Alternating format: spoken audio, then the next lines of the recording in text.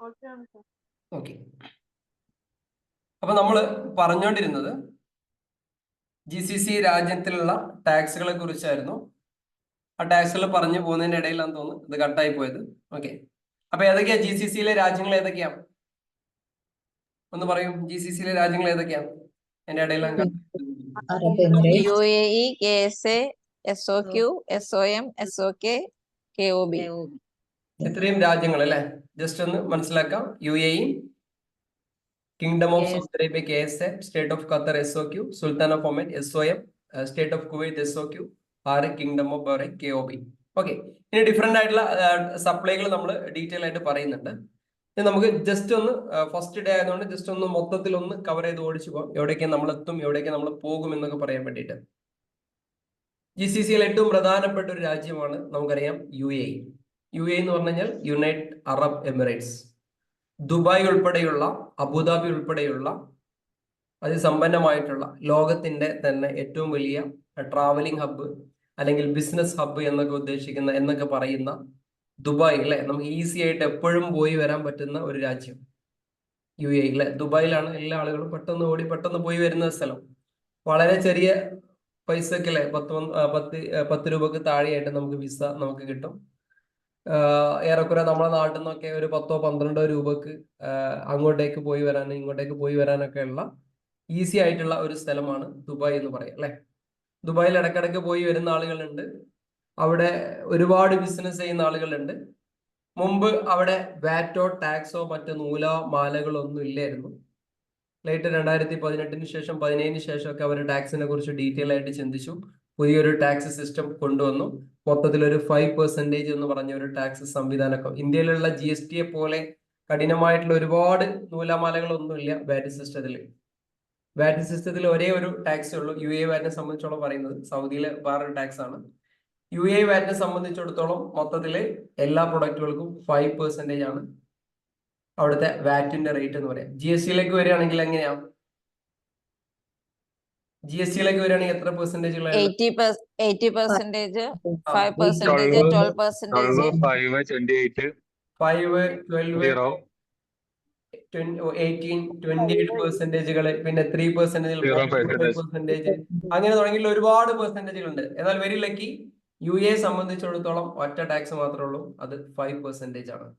Saudi അറേബ്യയിൽ വേറെയാണ്. അത് നമ്മൾ സൗദി അറേബ്യയുടെ UAE വാറ്റ് ആണ് നമ്മൾ പഠിക്കുന്നെങ്കിലും ഓൾമോസ്റ്റ് GCC രാജ്യങ്ങളിൽ നിലവിലുള്ള എല്ലാ ടാക്സ് സംവിധാനങ്ങളെ കുറിച്ചും നമ്മൾ ഈ ഒരു 3 months കോഴ്സിനകത്ത് മൊത്തം പറഞ്ഞു പോകും. നമ്മൾ UAE വാറ്റ് ആണ് പ്രധാനമായിട്ടും പറയാം. കാരണം ഇതിൽ പറഞ്ഞിട്ടുള്ള സപ്ലൈകൾ, ഇതിൽ പറഞ്ഞിട്ടുള്ള സ്റ്റാൻഡേർഡ് റേറ്റുകൾ, ഇതിൽ പറഞ്ഞിട്ടുള്ള സീറോ റേറ്റുകൾ, ഇൻട്രാ സ്റ്റേറ്റ്, ഇന്റർ സ്റ്റേറ്റ്, അങ്ങനെയൊക്കെ പറഞ്ഞിട്ടുള്ള UAEക്ക് അകത്ത് നടക്കുന്നത്, ഡിഫറെന്റ് GCC രാജ്യങ്ങൾ നടക്കുന്നത്, എക്സ്പോർട്ട്, ഡയറക്റ്റ് ഇൻഡയറക്റ്റ് എക്സ്പോർട്ടുകൾ എല്ലാം നമ്മൾ വിശദമായിട്ട് ഇവിടെ ഡിസ്കസ് ചെയ്യും. ഇതിന്റെ പ്രാക്ടിക്കൽ സെഗ്മെന്റ് നമ്മൾ കൃത്യമായിട്ടും ഡിസ്കസ് ചെയ്യും. അപ്പൊ UAE വാറ്റിൽ വെരി ലക്കി, ഞാൻ ഇപ്പോൾ പറയാറുള്ളത് പോലെ 5% എന്നുള്ള വാറ്റ് മാത്രമാണ് ഇതിലുള്ളത്. ഓക്കെ. അതിൽ UAEയിലെ പ്രധാനപ്പെട്ട സ്റ്റേറ്റുകൾ, നമ്മുടെ രാജ്യത്ത് നമ്മൾ സ്റ്റേറ്റുകൾ എന്നൊക്കെ പറയാറില്ലേ, അതേപോലെ UAEയിലെ പ്രധാനപ്പെട്ട state Emirates of the United Arab Emirates. UAEയിലെ പ്രധാനപ്പെട്ട സ്റ്റേറ്റുകൾ, നമ്മുടെ നാട്ടിലുള്ള കേരളം, കർണാടക, ആന്ധ്രാപ്രദേശ് എന്നൊക്കെ പറഞ്ഞ പോലെ UAEയിലെ ഓരോ സ്റ്റേറ്റുകളാണ് ഈ പറഞ്ഞ UAE. അവിടെ സ്റ്റേറ്റിനെ നമ്മൾ പറയാറുള്ളത് എമിറേറ്റ്സ് എന്നാണ് പറയാം. Emirates: Dubai, Abu Dhabi, Sharjah, Ajman, Ras al Khaimah, Fujairah, ഉമ്മുൽ ഖുവൈൻ. സ്ലോയില് പോവാ. ഇത്ര സ്ലോയില് അടുത്ത ക്ലാസ്സിലൊന്നും ഉണ്ടാവില്ല, കുറച്ചും കൂടി സ്പീഡായി പോകും. പക്ഷെ ഇന്ന് first session United Emirates of the United Arab Emirates. നമ്മൾ സ്റ്റേറ്റുകൾക്ക് അവിടെ എമിറേറ്റ്സ് എന്നാണ് പറയാം. ഓക്കെ. ഇന്ത്യയിൽ പോലെയുള്ള സംവിധാനങ്ങളെല്ലാം UAEയിലുള്ളത്. ഇന്ത്യയിൽ എല്ലാ സ്റ്റേറ്റുകൾക്കും അല്ലെ CM, മുഖ്യമന്ത്രിമാരുണ്ടാവും, അവരെ കുറെ മന്ത്രിമാരൊക്കെ ഉണ്ടാവും. UAE സംബന്ധിച്ചിടത്തോളം ദുബായ് എമിറേറ്റ്സിന് ഒരു രാജാവ് ഉണ്ടാവും, അബുദാബിക്ക് ഒരു രാജാവ് ഉണ്ടാവും, ഷാർജക്ക് ഒരു രാജാവ് ഉണ്ടാവും, അജ്മാൻ ഒരു രാജാവ് ഉണ്ടാവും. ഇങ്ങനെ ഈ രീതിയിലാണ് ഓരോ എമിറേറ്റ്സുകളാണ്. ക്ലിയർ ആയില്ല? ബേസ് ആണ്, വെരി വെരി ബേസ് ആണ്. കുറച്ചുകൂടി അഡ്വാൻസ് തലത്തിലേക്ക് പോകും. ഓക്കെ. ഇവിടെ പ്രധാനമായിട്ടും ഗുഡ്സ് എന്ന് പറഞ്ഞൊരു കോൺസെപ്റ്റ് ഉണ്ട്. നേരെ നമ്മൾ എപ്പോഴും GST ഇൻകം ടാക്സ് ഒക്കെ ചെറുതായിട്ടൊന്ന് ആലോചിക്കാം. ഗുഡ്സ് എന്ന് പറഞ്ഞാൽ എന്താ? GSTയിലെ ഗുഡ്സ് എന്ന് പറഞ്ഞാൽ എന്താ? നമ്മുടെ രാജ്യത്തെ ടാക്സ് സംവിധാനം നേരെ അങ്ങോട്ടേക്ക് പറിച്ചെടുക്കുന്ന സാഹചര്യം നമുക്ക് പഠിക്കാം. ഗുഡ്സ് എന്ന് പറഞ്ഞാൽ എന്താ? ഗുഡ്സ് എന്ന് പറഞ്ഞാൽ GSTയിലെ ഗുഡ്സ് എന്ന് പറഞ്ഞാൽ എന്താ? ആർക്കെങ്കിലും പറയാൻ പറ്റുമോ? GSTയിലെ ഗുഡ്സ്. GSTയിലെ സർവീസ് എന്ന് പറഞ്ഞാൽ ആർക്കെങ്കിലും ഡിഫൈൻ ചെയ്യാൻ വേണ്ടി പറ്റുമോ? എന്താ വേണുഗോപാൽ സാർ, നമുക്ക് എന്തെങ്കിലും സജഷൻ ഉണ്ടോ? എന്താ GSTയിലെ ഗുഡ്സ് എന്ന് പറഞ്ഞാല്? ഗുഡ്സ് എന്ന് പറഞ്ഞു കഴിഞ്ഞാൽ ഇറ്റ് കണ്ടെയ്ൻസ് ട്രാൻസ്ഫറബിൾ റൈറ്റ്, അതായത് പ്രോപ്പർട്ടി ഒരു വാല്യൂ. അതെ, contains A value in which the right can be transferred. Yes. Service എന്ന് പറഞ്ഞു കഴിഞ്ഞാലോ? സർവീസ് എന്ന് പറഞ്ഞു കഴിഞ്ഞാൽ സേവനം. That means okay, very good. GSTയില് കൃത്യമായിട്ട് ഡെഫിനേഷൻ ഉണ്ട്. ഞാൻ നേരെ വാറ്റിലേക്ക് വരാം. വാറ്റിനകത്ത് ഗുഡ്സ് എന്ന് പറഞ്ഞു കഴിഞ്ഞാല് physical property that can be supplied. Physical property അത് സപ്ലൈ ചെയ്യുന്ന ഒരു സംഭവമാണ്. Including real estate. റിയൽ എസ്റ്റേറ്റിനെ ഡീറ്റെയിൽ ആയിട്ട് പഠിക്കുന്നുണ്ട് നമ്മുടെ നാട്ടിലുള്ള എല്ലാ റിയൽ എസ്റ്റേറ്റും എല്ലാം. Water and all forms of energy including electricity, oil, natural gas and petroleum. ഇതെല്ലാം UAE ഗുഡ്സ് ആയിട്ടാണ് ട്രീറ്റ് ചെയ്യുന്നത്. കൃത്യമായിട്ട് മനസ്സിലാക്കണേ. ഇന്ത്യയിലുള്ള GSTയുടെ അങ്ങനെ ആ ഒരു അർത്ഥത്തിൽ മൊത്തത്തിൽ എടുക്കരുത്. ഇന്ത്യയിൽ GSTക്ക് ഇലക്ട്രിസിറ്റി എന്ന് പറയുന്ന സമയത്ത് എന്താണ് പറയാന്നുള്ളത് നിങ്ങൾക്കറിയാം. UAE ഗുഡ്സ് എന്ന് പറയുന്നത് physical property that can be supplied including real estate, water and all forms of energy including electricity, oil, natural gas and petroleum. ഇതിനെല്ലാം UAEയുടെ വാറ്റിന്റെ കൺസേണില്, വാറ്റിന്റെ കണ്ണില് ഇതെല്ലാം ഗുഡ്സ് ആണ്. ക്ലിയർ ആയല്ലോ? ഇനി സർവീസിന്റെ ഡെഫിനിഷൻ വളരെ സിമ്പിൾ ആണ്. Anything which is not goods treated as service. Goods അല്ലാത്ത ബാക്കിയൊക്കെ എന്താണ്? സിമ്പിൾ ഡെഫിനിഷൻ ആണ്. നമ്മൾ ഒരുപാട് കാര്യങ്ങളൊന്നുമില്ല. വളരെ സിമ്പിൾ ആയിട്ടുള്ള ഡെഫിനിഷൻ ആണ്. GSTന്റെ അത്ര കോംപ്ലിക്കേഷൻ ഇതിനകത്തില്ല.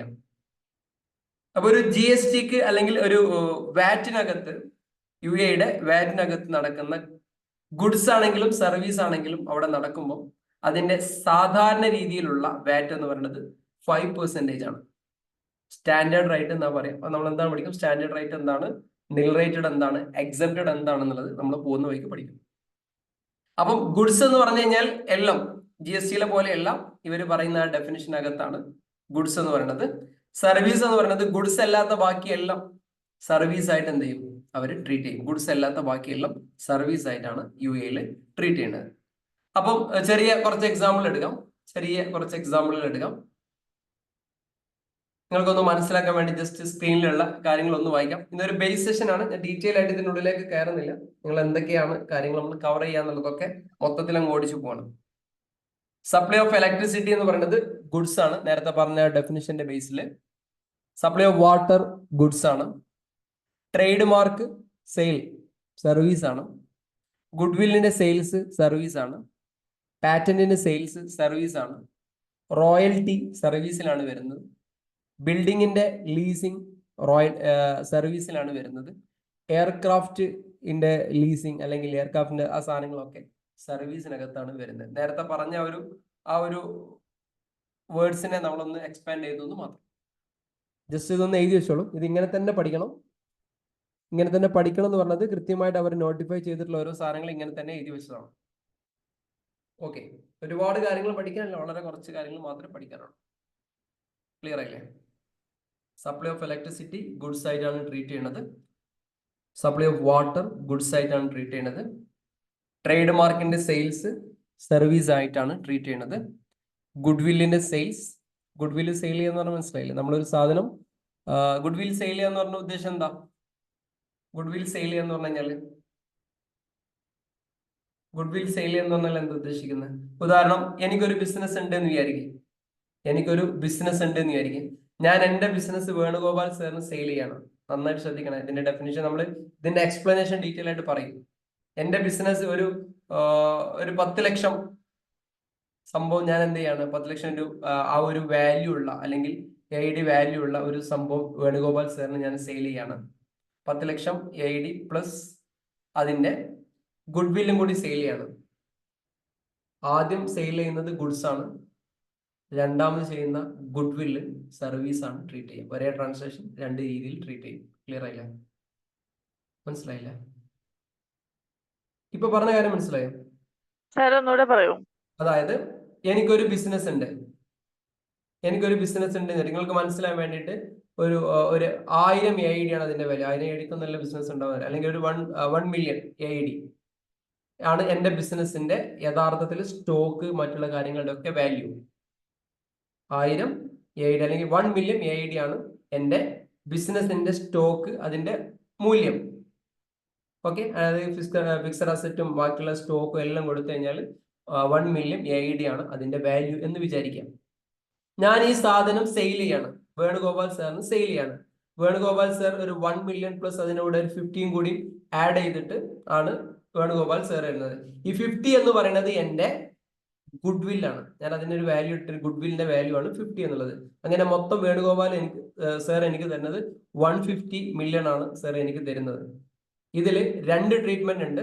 വിൽക്കുന്ന സംഭവം ഗുഡ്സ് ആയിട്ട് ട്രീറ്റ് ചെയ്യും, അതിൽ കൊടുക്കുന്ന ഗുഡ് വില്ല് അതിനെ സർവീസ് ആയിട്ട് ട്രീറ്റ് ചെയ്യും. ക്ലിയർ ആയില്ലേ? ഓക്കെ അല്ലേ? ഗുഡ് വിൽ എന്ന് പറയുന്നത് റെപ്യൂട്ടേഷൻ അല്ലേ സാറേ? റെപ്യൂട്ടേഷൻ അല്ലേ? അതെ, അതിന് കൊടുക്കുന്ന വാല്യൂ, റെപ്യൂട്ടേഷന് കൊടുക്കുന്ന വാല്യൂ ആണ് അല്ല? അപ്പൊ എല്ലാ ബിസിനസ്സിലും ഈ ഗുഡ് വിൽ ഉണ്ടാവും? എല്ലാ ബിസിനസ്, ചിലതിൽ ബാഡ് വില്ല് ആയിരിക്കും ഉണ്ടാവുക, മോശമായ ബിസിനസ്സിൽ. ഇപ്പൊ ഉദാഹരണം നിങ്ങൾ ആലോചിച്ച് നോക്കണം, എനിക്കൊരു ഓൺലൈൻ ഒരു ഇൻസ്റ്റിറ്റ്യൂഷൻ ഉണ്ട്, അത്യാവശ്യം നല്ല രീതിയിൽ ആളുകൾ പഠിക്കാൻ വേണ്ടി വരുന്നുണ്ട്, ഇതിന് നല്ല പേരുണ്ട്. എന്നാൽ തൊട്ടടുത്ത ദിവസം എന്നെക്കാൾ ക്വാളിറ്റി ഉള്ള ഒരാൾ ഒരു പുതിയ ബിസിനസ് സ്റ്റാർട്ട് ചെയ്യുന്നുണ്ട്. അതിലേക്കാണ് ആളുകൾ കൂടുതൽ ചേരുക, എന്റെ കോഴ്സിലേക്കാണ് ആളുകൾ ചേരുക. എന്നെക്കാൾ ക്വാളിറ്റി ഉള്ള ആളാണെങ്കിലും അതിലേക്കാണ് ഏറ്റവും കൂടുതൽ ചേരുക. ആരിലേക്കായിരിക്കും ചേരുക? എന്റെ ആയിരക്കണക്കിന് വിദ്യാർത്ഥികൾ പഠിക്കുന്നുണ്ട്. എന്തുകൊണ്ട് എന്റെയിലേക്ക് ചേരുന്നതിന് കാരണം എന്താ? ഞാൻ ഓൾറെഡി മാർക്കറ്റിലുള്ള ഒരാളാണ്, എന്നെ ആളുകൾക്ക് അറിയാം. ഞാൻ മാർക്കറ്റിൽ ഉണ്ടാക്കിയ ഒരു ബിലീഫ് ഉണ്ട്, ഞാൻ മാർക്കറ്റിൽ ഉണ്ടാക്കിയ ഒരു സിസ്റ്റം ഉണ്ട്, ഞാൻ മാർക്കറ്റിൽ പഠിപ്പിച്ചുകൊണ്ടിരിക്കുന്ന ഒരു സംഭവം ഉണ്ട്. ഇതിനെയാണ് നമ്മൾ ഗുഡ് വിൽ എന്ന് പറയാം. ഈ ഗുഡ് വില്ലിന് ഒരു വാല്യൂ ഉണ്ട്. ഞാൻ എന്റെ ബിസിനസ് എന്നിട്ട് വേറെ ഒരാൾക്ക് സെയിൽ ചെയ്യാണ്. സെയിൽ ചെയ്യുന്ന സമയത്ത് യഥാർത്ഥത്തിൽ എന്റെ ബിസിനസിന്റെ വാല്യൂ ഞാൻ കാൽക്കുലേറ്റ് ചെയ്യും. അല്ലെ, എനിക്ക് ഫിക്സഡ് അസറ്റിൽ ഇത്ര ഇൻവെസ്റ്റ്മെന്റ് ഉണ്ട്, ഇത്ര ഇൻവെസ്റ്റ്മെന്റ് ഉണ്ട്, ഇതാണ് 1 മില്യൺ ആണ് എന്റെ ബിസിനസിന്റെ വാല്യൂ. ഇതിന്റെ കൂടെ ഒരു 50 മില്യൺ അത് എന്റെ ഗുഡ് വില്ലാണ് എന്ന് ഞാൻ പറയും. അതിനെ കാൽക്കുലേറ്റ് ഞാനാണ് നിക്ഷേപിക്കുന്നത്. ഒരു 50 മില്യൺ ഞാൻ എന്റെ ബിസിനസ് നിങ്ങൾക്ക് തരാം. 150 മില്യൺ ഉണ്ട്, അതായത് 1 മില്യൺ ഇതിന്റെ വാല്യുവേഷൻ നോക്കിക്കഴിഞ്ഞാൽ 1 മില്യൺ ഉണ്ട്, 50 മില്യൺ എന്റെ ഗുഡ് വില്ലാണ്. ഈ 2 സാധനമാണ് ഞാൻ വേറൊരാൾക്ക് ട്രാൻസ്ഫർ ചെയ്ത് കൊടുക്കുന്നത്. അതായത് ഞാൻ അവിടെ ഇല്ലെങ്കിലും എന്റെ കസ്റ്റമർ അവരുടെ അടുത്തേക്ക് വരും, കാരണം ഓൾറെഡി അവർ ഈ സ്ഥാപനത്തിന് അവർക്ക് അറിയാം. ഇതിന്റെ പേരിലാണ് ഈ ഗുഡ് വിൽ എന്ന് പറയുന്നത്. അപ്പൊ ഇതിനാണ് 50 മില്യൺ AID അതിന് വെക്കുന്നു, 1 മില്യൺ എന്ത് ചെയ്യണം അതിന് വെക്കുന്നു, 150 സംഭവങ്ങൾ എന്ത് ചെയ്യുന്നു മൊത്തം വരുന്നു. ഇതിലെ 1നെ നമ്മൾ ഗുഡ്സ് ആയിട്ട് ട്രീറ്റ് ചെയ്യും, 50യെ നമ്മൾ എന്തായിട്ടും ട്രീറ്റ് ചെയ്യും, സർവീസ് ആയിട്ട് ട്രീറ്റ് ചെയ്യും. ക്ലിയർ ആയില്ലേ? ഈ പറഞ്ഞ കാര്യം ഓക്കെയാണോ? സെറ്റിൽ എല്ലാവർക്കും മനസ്സിലായില്ലേ? ഇതേപോലെ തന്നെയാണ് പാറ്റന്റിന്റെ സെയിൽസ്. എയർക്രാഫ്റ്റ്, ദുബായിയെ സംബന്ധിച്ചിടത്തോളം വിമാനങ്ങളും മറ്റുള്ള സർവീസുകളും ഒക്കെ സെയിൽ ചെയ്യുന്നത് ഒക്കെ ഈ ഒരു രീതിയിലേക്ക് വരും. അതിന് ഡീറ്റെയിൽ ആയിട്ട് ഇതിന്റെ എല്ലാം ഓരോന്നിന്റെയും എക്സ്പ്ലനേഷൻ നമ്മൾ പിന്നീട് ഡിസ്കസ് ചെയ്യും. ഓക്കെ, കറണ്ട് അസറ്റ് ആണോ ഫിക്സഡ് അസറ്റ് ആണോ? ഏതാണ് ഗുഡ് വിൽ? ഗുഡ് വില്ല് ആണോ കറണ്ട് അസറ്റ് ആയിട്ടാണോ വരിക? Current asset. ഓക്കെ, ഇനി സപ്ലൈ എന്ന കോൺസെപ്റ്റിലേക്ക് വരാം. ഇതെല്ലാം ഇന്ന് ഓടിച്ചു പോവാണ്, ഫസ്റ്റ് ഡേ ആയതുകൊണ്ട് ഓടിച്ചു പോവാണ്. ഇതിന്റെ എല്ലാത്തിനും ഡീറ്റെയിൽ എക്സ്പ്ലനേഷൻ വരും ദിവസങ്ങളിൽ. സപ്ലൈ GST നമ്മൾ സപ്ലൈ എന്ന് പറയുന്നുണ്ട്. GST സപ്ലൈ എന്ന് പറഞ്ഞാൽ ഗുഡ്സുമായിട്ടോ സർവീസുമായിട്ടോ റിലേറ്റഡ് ആയിട്ടുള്ള ഈവന്റുകൾ ഒരു ഗുഡ്സിനകത്ത് ഒരു GSTക്ക് അകത്ത് നടക്കുന്നതിനെയാണ് നമ്മൾ സപ്ലൈ എന്ന് പറയാം. അതേപോലെ ഒരു സപ്ലൈ ഒരു UAE നടക്കുകയാണെങ്കിൽ 2 രീതിയിലുള്ള സപ്ലൈകളാണ് UAE ഉള്ളത്. ഒന്ന് ടാക്സബിൾ സപ്ലൈയും മറ്റൊന്ന് എക്സംപ്റ്റഡ് സപ്ലൈയും. സപ്ലൈ 2 തരത്തിലുള്ളത്, ഒന്ന് ടാക്സബിൾ സപ്ലൈ, മറ്റൊന്ന് എക്സംപ്റ്റഡ് സപ്ലൈ.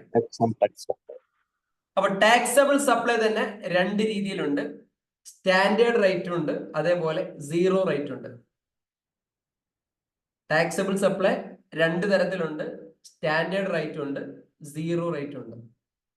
സ്റ്റാൻഡേർഡ് റേറ്റ് എന്ന് പറഞ്ഞത് UAE വാറ്റിന്റെ സ്റ്റാൻഡേർഡ് റേറ്റ് എന്ന് പറയുന്നത് 5% ആണ്. സീറോ റേറ്റ് എന്നാണ് മറ്റൊരു പെർസെൻറ്റേജ് വരുന്നത്. അപ്പൊ രണ്ട് രീതിയിലുള്ള സപ്ലൈ, ഒന്ന് ടാക്സബിൾ, മറ്റൊന്ന് എക്സെപ്റ്റഡ്. ടാക്സബിൾ മീൻസ് അതിനെല്ലാം ടാക്സ് ഉണ്ടാകും. സ്റ്റാൻഡേർഡ് റേറ്റ് ആണ് 5%. സീറോ റേറ്റ് എന്ന് പറയുന്നതും ടാക്സബിൾ സപ്ലൈ തന്നെയാണ്. അപ്പം ടാക്സബിൾ സപ്ലൈ ആണെങ്കിൽ GST ഉള്ളതുപോലെ തന്നെ ഇൻപുട്ട് ടാക്സ്, ഇൻപുട്ട് ക്രെഡിറ്റ് അവർക്ക് കിട്ടും. സ്റ്റാൻഡേർഡ് റേറ്റിനും കിട്ടും, സീറോ റേറ്റിനകത്തും കിട്ടും. അപ്പൊ സീറോ റേറ്റ് എന്താണ് എന്നുള്ളത് നമ്മൾ എക്സ്പോർട്ട്, ഡയറക്റ്റ് എക്സ്പോർട്ട്, ഇൻഡയറക്റ്റ് എക്സ്പോർട്ടുകളൊക്കെ പറയുന്നുണ്ട്. അപ്പൊ സ്റ്റാൻഡേർഡ് റേറ്റ് എന്ന് പറഞ്ഞാൽ 5% ആണെന്ന് മനസ്സിലാക്കുക.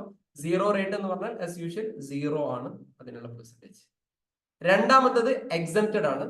എക്സംപ്റ്റ് സപ്ലൈ എന്ന് പറഞ്ഞു കഴിഞ്ഞാൽ നിലവിലുള്ള വാറ്റ് സിസ്റ്റത്തിന് പുറത്തുള്ള സപ്ലൈകളെയാണ് നമ്മൾ എക്സംപ്റ്റ് സപ്ലൈ എന്ന് പറയാം. എക്സംപ്റ്റ് സപ്ലൈ ആണ് ഒരാൾ ചെയ്യുന്നെങ്കിൽ അയാൾക്ക് ഇൻപുട്ട് കിട്ടത്തില്ല. എക്സംപ്റ്റ് സപ്ലൈ ആണ് ഒരാൾ ചെയ്യുന്നെങ്കിൽ അയാൾക്ക് ഇൻപുട്ട് കിട്ടത്തില്ല. ഇൻപുട്ട് എല്ലാവർക്കും അറിയില്ലേ, നമ്മൾ പർച്ചേസ് ചെയ്യുമ്പോൾ കിട്ടുന്ന ആ ഒരു ടാക്സ് എമൗണ്ടിനെയാണ് നമ്മൾ ഇൻപുട്ട് എന്ന് പറയാം.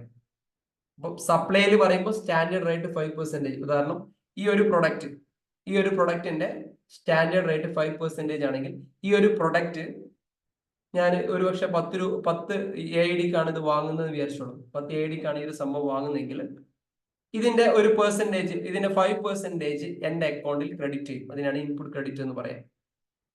ഓക്കെ, ഇനി സീറോ റേറ്റഡ് ആണെങ്കിലും നമുക്ക് അത് പർച്ചേസ് ചെയ്യുന്ന സമയത്ത്, ഇപ്പൊ സീറോ റേറ്റഡ് സപ്ലൈ എന്ന് പറയുമ്പോൾ ഇപ്പൊ ഞാനൊരു പുറത്തേക്ക് നമ്മുടെ UAE-യിൽ നിന്ന് പുറത്തെ ഏതോ ഒരു രാജ്യത്തേക്ക് ഒരു സാധനം സപ്ലൈ ചെയ്യുമ്പോൾ അതിന് സീറോ റേറ്റഡ് ആണ് വരിക. സീറോ ആണ് റേറ്റഡ് വരിക. സീറോ ടാക്സ് ആണ്. സീറോ ടാക്സ് ആയിട്ട് മനസ്സിലാക്കുക തൽക്കാലം.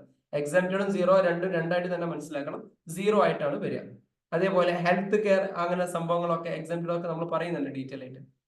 അപ്പം സീറോ ആയിട്ട് വരുന്ന സമയത്ത് ആക്ച്വലി ഇതിന് യഥാർത്ഥത്തിൽ 5% ടാക്സ് ഉണ്ട്. ശ്രദ്ധിക്കണം, ഇതിന് യഥാർത്ഥത്തിൽ 5% ടാക്സ് ഉണ്ട്. വോയിസ് ബ്രേക്ക് ആവുന്നുണ്ട്, വീഡിയോ സ്റ്റക്കായി.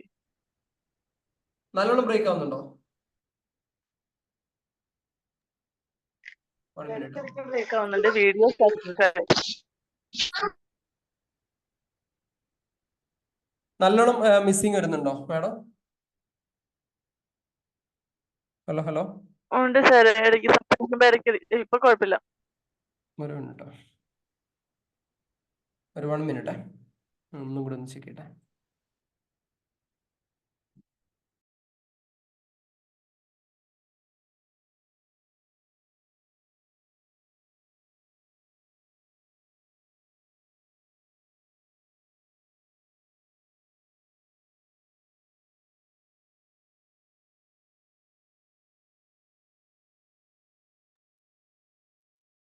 ഇപ്പൊ ഓക്കെ അല്ലേ? ഞാൻ പറയുന്ന കാര്യങ്ങൾ കേൾക്കുന്നുണ്ടോ?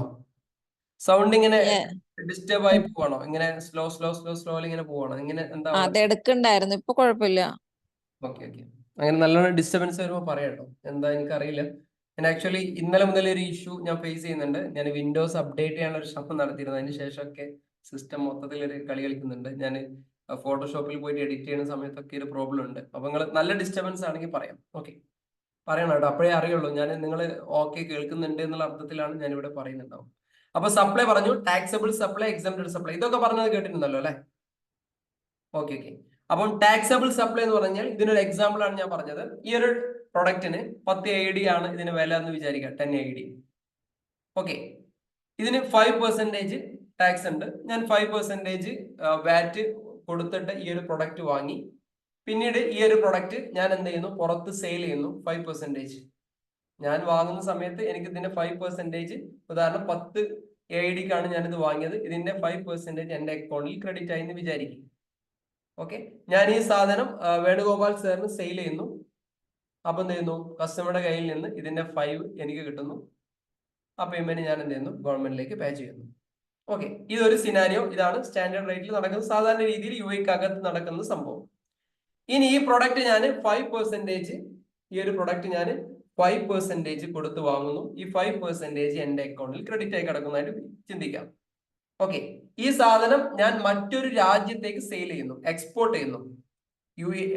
GST-യിൽ നടക്കുന്ന അതേപോലെ തന്നെ എക്സ്പോർട്ടിനെ എല്ലാ രാജ്യങ്ങളും പ്രോത്സാഹിപ്പിച്ചുകൊണ്ടിരിക്കും.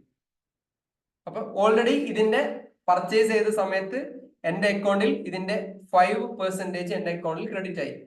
ഞാൻ ഈ സാധനം ഷാലോ ഇന്ത്യയിലുള്ള ഒരാളാണ്, ഞാൻ ഷാലോവിന് ഇത് സാധനം സെയിൽ ചെയ്യുന്നു. സെയിൽ ചെയ്യുന്ന സമയത്ത് ഇത് 0 റേറ്റഡ് ആണ്, അതിന് ടാക്സ് ഇല്ല. ആക്ച്വലി ആ ഒരു പ്രൊഡക്റ്റിന് എന്തുണ്ട്, ആ പ്രൊഡക്റ്റിന് വാറ്റ് ഉണ്ട്, പക്ഷെ സെയിൽ ചെയ്യുന്ന സമയത്ത് എന്തില്ല, ഗവൺമെന്റ് അതിന് എന്ത് ചെയ്യാണ്, ഫ്രീ ആക്കി കൊടുക്കുകയാണ്.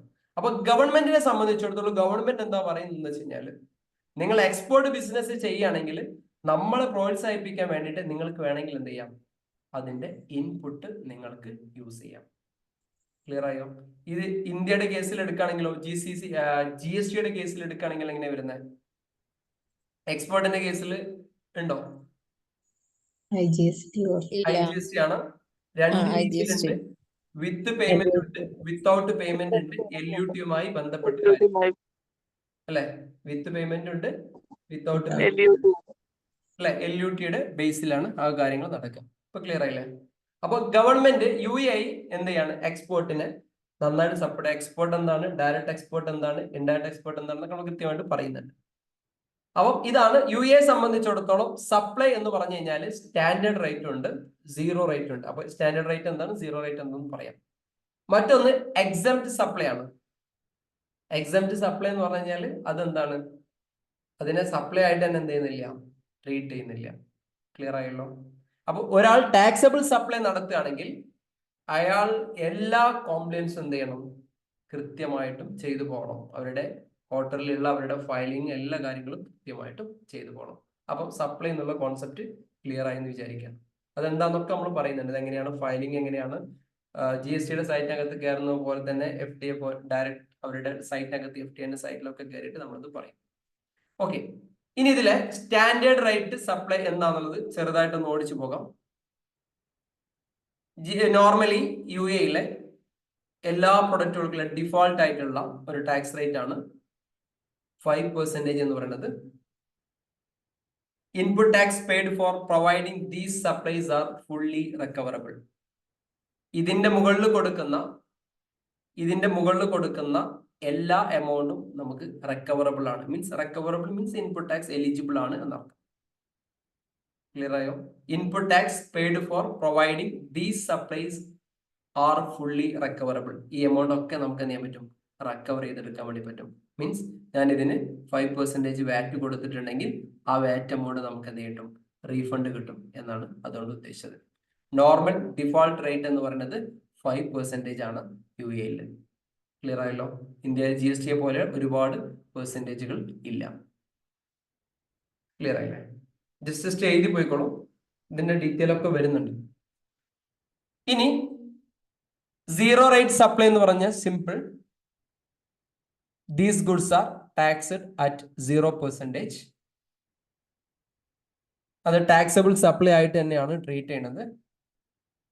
അത് കൃത്യമായിട്ടും എന്തൊക്കെയാണെന്നുള്ളത് വാറ്റ് ലോയിൽ കൃത്യമായിട്ടും സ്പെസിഫൈ ചെയ്ത് പറയുന്നുണ്ട് എന്താണ് 0 റേറ്റഡ് എന്നുള്ളത്. ഇതിൽ കിട്ടുന്ന എമൗണ്ട് ഇൻപുട്ട് ആർ റിക്കവറബിൾ, തിരിച്ചു കിട്ടും. ഞാൻ നേരത്തെ പറഞ്ഞ പോലെ ഒരു കപ്പ് 5% AEDക്ക് നമ്മൾ പർച്ചേസ് ചെയ്യുന്നു. പർച്ചേസ് ചെയ്ത് പിന്നീട് അത് എക്സ്പോർട്ട് ചെയ്യുന്നു. എക്സ്പോർട്ട് ചെയ്യുന്ന സമയത്ത് നമുക്ക് ടാക്സ് ഇല്ല. അപ്പൊ നമ്മൾ ഓൾറെഡി അടച്ചിട്ടുള്ള എമൗണ്ട് നമുക്ക് റിക്കവറബിൾ ആണ് എന്നാണ്, തിരിച്ചെടുക്കാൻ പറ്റുന്നതാണ് എന്നർത്ഥം. ക്ലിയർ ആയില്ലേ? ഇതാണ് ടാക്സബിൾ 0 റേറ്റഡ് എന്ന് പറയാം. 0 റേറ്റഡിൽ പ്രധാനമായിട്ടും പറയുന്നത് direct or indirect export of goods or services. എന്താ ഡയറക്റ്റ് ഓർ ഇൻഡയറക്റ്റ് എന്ന് പറഞ്ഞു കഴിഞ്ഞാൽ, direct or indirect export of goods or services. Direct or indirect. എന്താണ് ഡയറക്റ്റ് എക്സ്പോർട്ട് എന്ന് പറയുന്നത്? ഡയറക്റ്റ് എക്സ്പോർട്ട് എന്ന് പറഞ്ഞാൽ സാധാരണ ഇതിൽ ആർക്കെങ്കിലും പറയാൻ പറ്റും എന്താ ഡയറക്റ്റ് എക്സ്പോർട്ട്? UAE ആരും ഇല്ലേ ഇതിൽ സെഷനകത്ത്? എന്താ ഡയറക്റ്റ് എക്സ്പോർട്ട് എന്ന് പറഞ്ഞത്? ആർക്കെങ്കിലും ഒരു ഗസ് ചെയ്യാൻ വേണ്ടി പറ്റുമോ? ഇതിൽ ആരും ഇല്ലേ ആക്ച്വലി? എന്താ ഡയറക്റ്റ് എക്സ്പോർട്ട് എന്ന് പറഞ്ഞു കഴിഞ്ഞാല്? ഡയറക്റ്റ് എക്സ്പോർട്ട് എന്ന് പറഞ്ഞാൽ എന്താ? UAE ആരും ഇല്ലേ ഇതില്? ആരെങ്കിലും ഉണ്ടോ? ആദം യു എയിലെ കണക്കല്ലേ നിങ്ങൾ ചെയ്യുന്നുള്ളത്? ഏത് യു എയിലെ ഏതോ അതെ. കമ്പനിയുടെ കണക്കല്ലേ ചെയ്യുന്നത്? എന്താ ഡയറക്റ്റ് എക്സ്പോർട്ട്? തെറ്റിക്കോട്ടെ, കുഴപ്പമില്ല, പറഞ്ഞോളൂ. നേരിട്ട് സപ്ലൈ കൊടുക്കുന്നത്. നേരിട്ട് സപ്ലൈ കൊടുക്കുന്ന. പിന്നെ വേറെ ആർക്കെന്താ പറയാനുള്ളത്? നമ്മളുടെ പ്രൊഡക്റ്റ് ആ നമ്മൾ നിർമ്മിച്ച പ്രൊഡക്റ്റ് നമ്മൾ ഡയറക്റ്റ് എക്സ്പോർട്ട് ചെയ്യാം, വാങ്ങിച്ച് എക്സ്പോർട്ട് ചെയ്യാതിരിക്കാം. That means direct export. Correct or not correct? എന്തായിരുന്നു? നമ്മളുടെ പ്രൊഡക്റ്റ്, ആ നമ്മൾ ഉണ്ടാക്കിയ പ്രൊഡക്റ്റ് നമ്മൾ ഡയറക്റ്റ് എക്സ്പോർട്ട് ചെയ്യണം. അതല്ല. ഓക്കെ, വേറെ ആർക്കെങ്കിലും ഡയറക്റ്റ് ഏജൻസ് മുഖാന്തരം സെയിൽ ചെയ്യുന്ന ഇൻഡയറക്റ്റ്. ആ ഇല്ല, ഏജൻസ് നമ്മൾ ഏജൻസി ഇല്ലാതെ ചെയ്യുന്ന ഡയറക്റ്റ്, മറ്റത് ഇൻഡയറക്റ്റും. ഓക്കെ, പിന്നെ ഓക്കെ, വേറെ ആരാ എന്താ പറയാനുള്ളത്? വേറെ ആർക്കും എന്താ പറയാനുള്ളത്? Direct export, indirect export. ആർക്കും ഒരു സജഷനും ഇല്ല? വേറെ ആർക്കും ഒന്നുമില്ല? പറഞ്ഞ് തെറ്റിക്കോട്ടെ, എന്നാലും പറഞ്ഞോളൂ. എല്ലാവരും വീഡിയോയിൽ വന്നേ. എത്ര ആളുകൾ വീഡിയോയിൽ ഓഫ് ആയിട്ട് കിടക്കുന്നത്? പുറത്താക്കാത്തതുകൊണ്ടാണോ? എന്താണ് ഡയറക്റ്റ് എക്സ്പോർട്ട് എന്ന് ആർക്കൊന്നും പറയാനില്ല? യു എയിലുള്ള ആരും ഇല്ലേ സെഷനകത്ത്? ഡയറക്റ്റ് രണ്ട് കൺട്രീസ് തമ്മിലുള്ള എക്സ്പോർട്ട് ആണോ ഉദ്ദേശിക്കുന്നത്? Means വേറെ അങ്ങനെ പറയാം. പിന്നെ വേറെ യു എയിലുള്ള ആളുകൾ ഒന്ന് കൈ വന്നിക്കോ. തെറ്റിക്കോട്ടെ, അവരെ ഒന്നും പറയാനല്ല. ഡയറക്റ്റ് എക്സ്പോർട്ട്, ഇൻഡയറക്റ്റ് എക്സ്പോർട്ട് എന്നൊക്കെ. ഞാൻ യു എയിലുള്ള ഒരാളാണ്. നൂറുദ്ദീന് ഇന്ത്യയിലുള്ള ഒരാളാണെന്ന് വിചാരിക്കാം. ഞാൻ നേരത്തെ പറഞ്ഞ ഈ ഒരു സാധനം ദുബായിൽ നിന്ന് നൂറുദ്ദീൻ അയച്ചു കൊടുക്കുന്നതിനെയാണ് നമ്മൾ എക്സ്പോർട്ട് എന്ന് പറയുന്നത്. ഇത് ഡയറക്റ്റ് ആണോ ഇൻഡയറക്റ്റ് ആണോ? എന്താണ് ഡയറക്റ്റ് ആയി? നേരിട്ട് ഡയറക്റ്റ് ആയി എന്നാണോ? ആവശ്യം അയാൾക്ക് ഡയറക്റ്റ് ആയിട്ട് നമ്മൾ തന്നെ കൊടുക്കുന്നതാണ്. ഇനി ഇൻഡയറക്റ്റ് ആയിട്ടാകുമ്പോൾ എന്തായിരിക്കും? ഒരു തേർഡ് പാർട്ടി ത്രൂ നമ്മൾ അയാൾക്ക് കൊടുക്കുന്നതാണ്. അങ്ങനെയാണോ? വേറൊരു കൺട്രിയിലുള്ള ഷിപ്പർ വഴി ഒരു ഏജൻസി. അതായത് വേറെ ഇപ്പൊ ഏതെങ്കിലും ഈ പറഞ്ഞ എമിറേറ്റ്സ് വഴി എക്സ്പോർട്ട് ചെയ്യാനാണോ? സാധാരണ ഇതിൽ ഏതെങ്കിലുമൊക്കെ യു എക്കാർ നമ്മളെ സെഷനിൽ ഉണ്ടാവുന്നത്, പക്ഷേ യു എക്കാരും കാണുന്നില്ലല്ലോ. ഓക്കെ, ഇനി വേറൊരു കൺട്രിന്ന് ഓപ്പറേറ്റ് ചെയ്യണേന്നെ. ഓക്കെ, വേറൊരു കൺട്രിന്ന് ഓപ്പറേറ്റ് ചെയ്തിട്ട് വേറൊരു കൺട്രിന്ന് ഓപ്പറേറ്റ് ചെയ്തിട്ട് അത് ഏതാണോ കൺട്രിന്ന് എക്സ്പോർട്ട് ചെയ്യാൻ ഉദ്ദേശിക്കുന്നത് ആ കൺട്രിന്ന് മറ്റൊരു കൺട്രിക്ക് പോണേനെ 3 കൺട്രീസ് ഉണ്ടാവും. അതായത് എക്സ്പ്ലെയിൻ ചെയ്ത്. അതായത് ഇപ്പം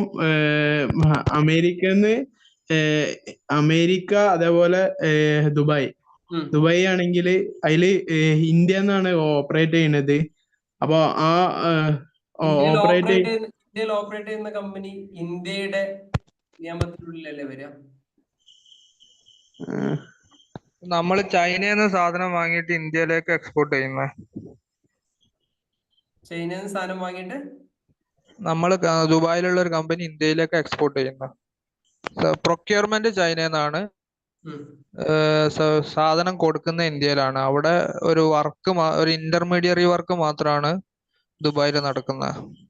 അത് എക്സ്പോർട്ട് ആണോ ഇൻഡയറക്റ്റ് എക്സ്പോർട്ട് ആണോ? അത് ഇൻഡയറക്റ്റ് എക്സ്പോർട്ട് ആണോ? Indirect export. ആരാ പറഞ്ഞത്? ക്ലിയർ ആണ്? കുറച്ച് പ്രശ്നമുണ്ട്. വേറെ ആർക്കെങ്കിലും സജഷൻ ഉണ്ടോ? നോക്കട്ടെ, നിങ്ങൾ എല്ലാവരും ഇന്ററാക്റ്റീവ് മോഡിലേക്ക് വന്ന്. ഒറ്റയ്ക്ക് സംസാരിക്കുന്ന ഒരു സുഖം കിട്ടുന്നില്ല. ഇനി വേറെ ആരെയല്ലേ അതുപോലെ പറയാൻ? തെറ്റിക്കോട്ടെ, എന്നാലും പറയാൻ ധൈര്യം കാണിക്കുന്ന ആരാണ്? ഇനി നൂറുദ്ദീന് ഒന്നിങ്ങനെ ആലോചിക്കട്ടോ. നൂറുദ്ദീന്, ഞാൻ ദുബായിലാണ് എൻ്റെ ഓഫീസ്. നൂറുദ്ദീന് ഇന്ത്യയിലുള്ള ഒരാളാണ്. നൂറുദ്ദീൻ തന്നെ ദുബായിലേക്ക് വരുന്നു. ഞാൻ ഈ നൂറുദ്ദീൻ ഈ പ്രൊഡക്റ്റ് സെയിൽ ചെയ്യുന്നു. നൂറുദ്ദീൻ ഇത് ഇന്ത്യയിൽ കൊണ്ടുപോകുന്നു. ഇതെന്താ എക്സ്പോർട്ട് ആണോ? ഇത് എക്സ്പോർട്ട് ആയിട്ട് ട്രീറ്റ് ചെയ്യുമോ? ശ്രദ്ധിക്കാം. ഫസ്റ്റ് കേസ് നല്ലോണം ശ്രദ്ധിച്ചോളെ. മെല്ലെ ശ്രദ്ധിച്ചു മതി. ചിലപ്പം പെട്ടെന്ന് നമ്മൾ ഇന്ത്യൻ റൂളും അവിടുത്തെ റൂളായിട്ട് പെട്ടെന്ന് നമുക്ക് തല കയറത്തില്ല. എന്നാലും ശ്രദ്ധിക്കാം. നൂറുദ്ദീൻ ഇന്ത്യയിലുള്ള ഒരാളാണ്. ഞാൻ നേരിട്ട് ഇന്ത്യയിലേക്ക് ഒരു പ്രൊഡക്റ്റ് ശ്രദ്ധിക്കണേ, ഞാൻ ഇന്ത്യയിലേക്ക് നേരിട്ട് ഒരു പ്രൊഡക്റ്റ് സെയിൽ ചെയ്യുന്നു. നമുക്ക് ഉറപ്പാണ് ഇതിന് എക്സ്പോർട്ടിംഗ് എന്നാണ് പറയാം, ഡയറക്റ്റ് എക്സ്പോർട്ട് ആണ്, ഒരു സംശയമില്ല. ക്ലിയർ ആയില്ലേ? അപ്പൊ ഞാൻ ഈ പ്രൊഡക്റ്റ് വാങ്ങുന്ന സമയത്ത് ഞാൻ വാറ്റ് അടച്ചിട്ടുണ്ടാവും. ആ വാറ്റ് ഫുള്ളി റെക്കവറബിൾ ആണ്, എനിക്ക് എടുക്കാം.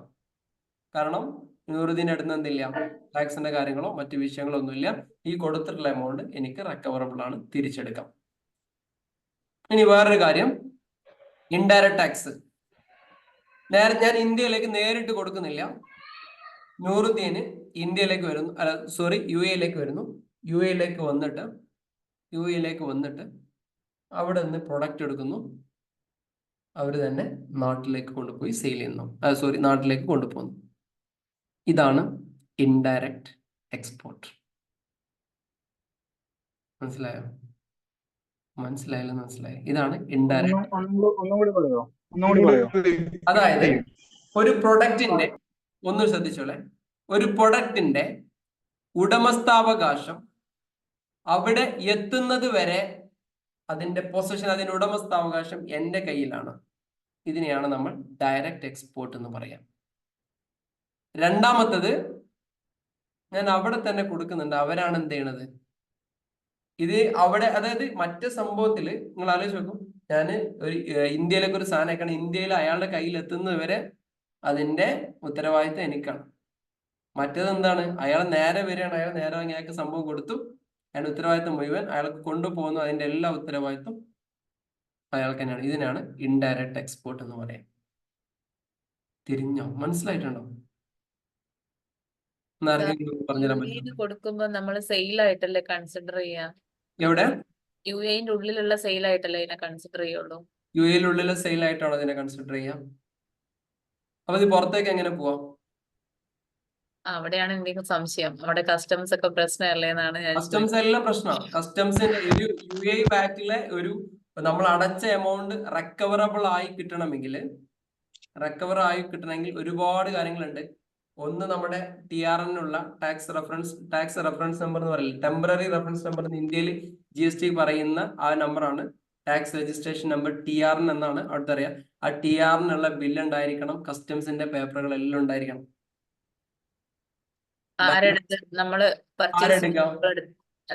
നമ്മൾ എക്സ്പോർട്ട് ചെയ്യുന്ന നൂറുദ്ദീനെ സംബന്ധിച്ചിടത്തോളം അവിടെ ബിസിനസ് ഉണ്ടോ? ഇല്ല. നമ്മൾ പർച്ചേസ് ചെയ്യാൻ വേണ്ടി മാത്രല്ലേ അവിടെ പോകുന്നത്. അപ്പൊ നമ്മളാണ് ബില്ല് ചെയ്യുന്നത്. പക്ഷെ നമ്മുടെ ഉടമസ്ഥാവകാശം എന്തായി?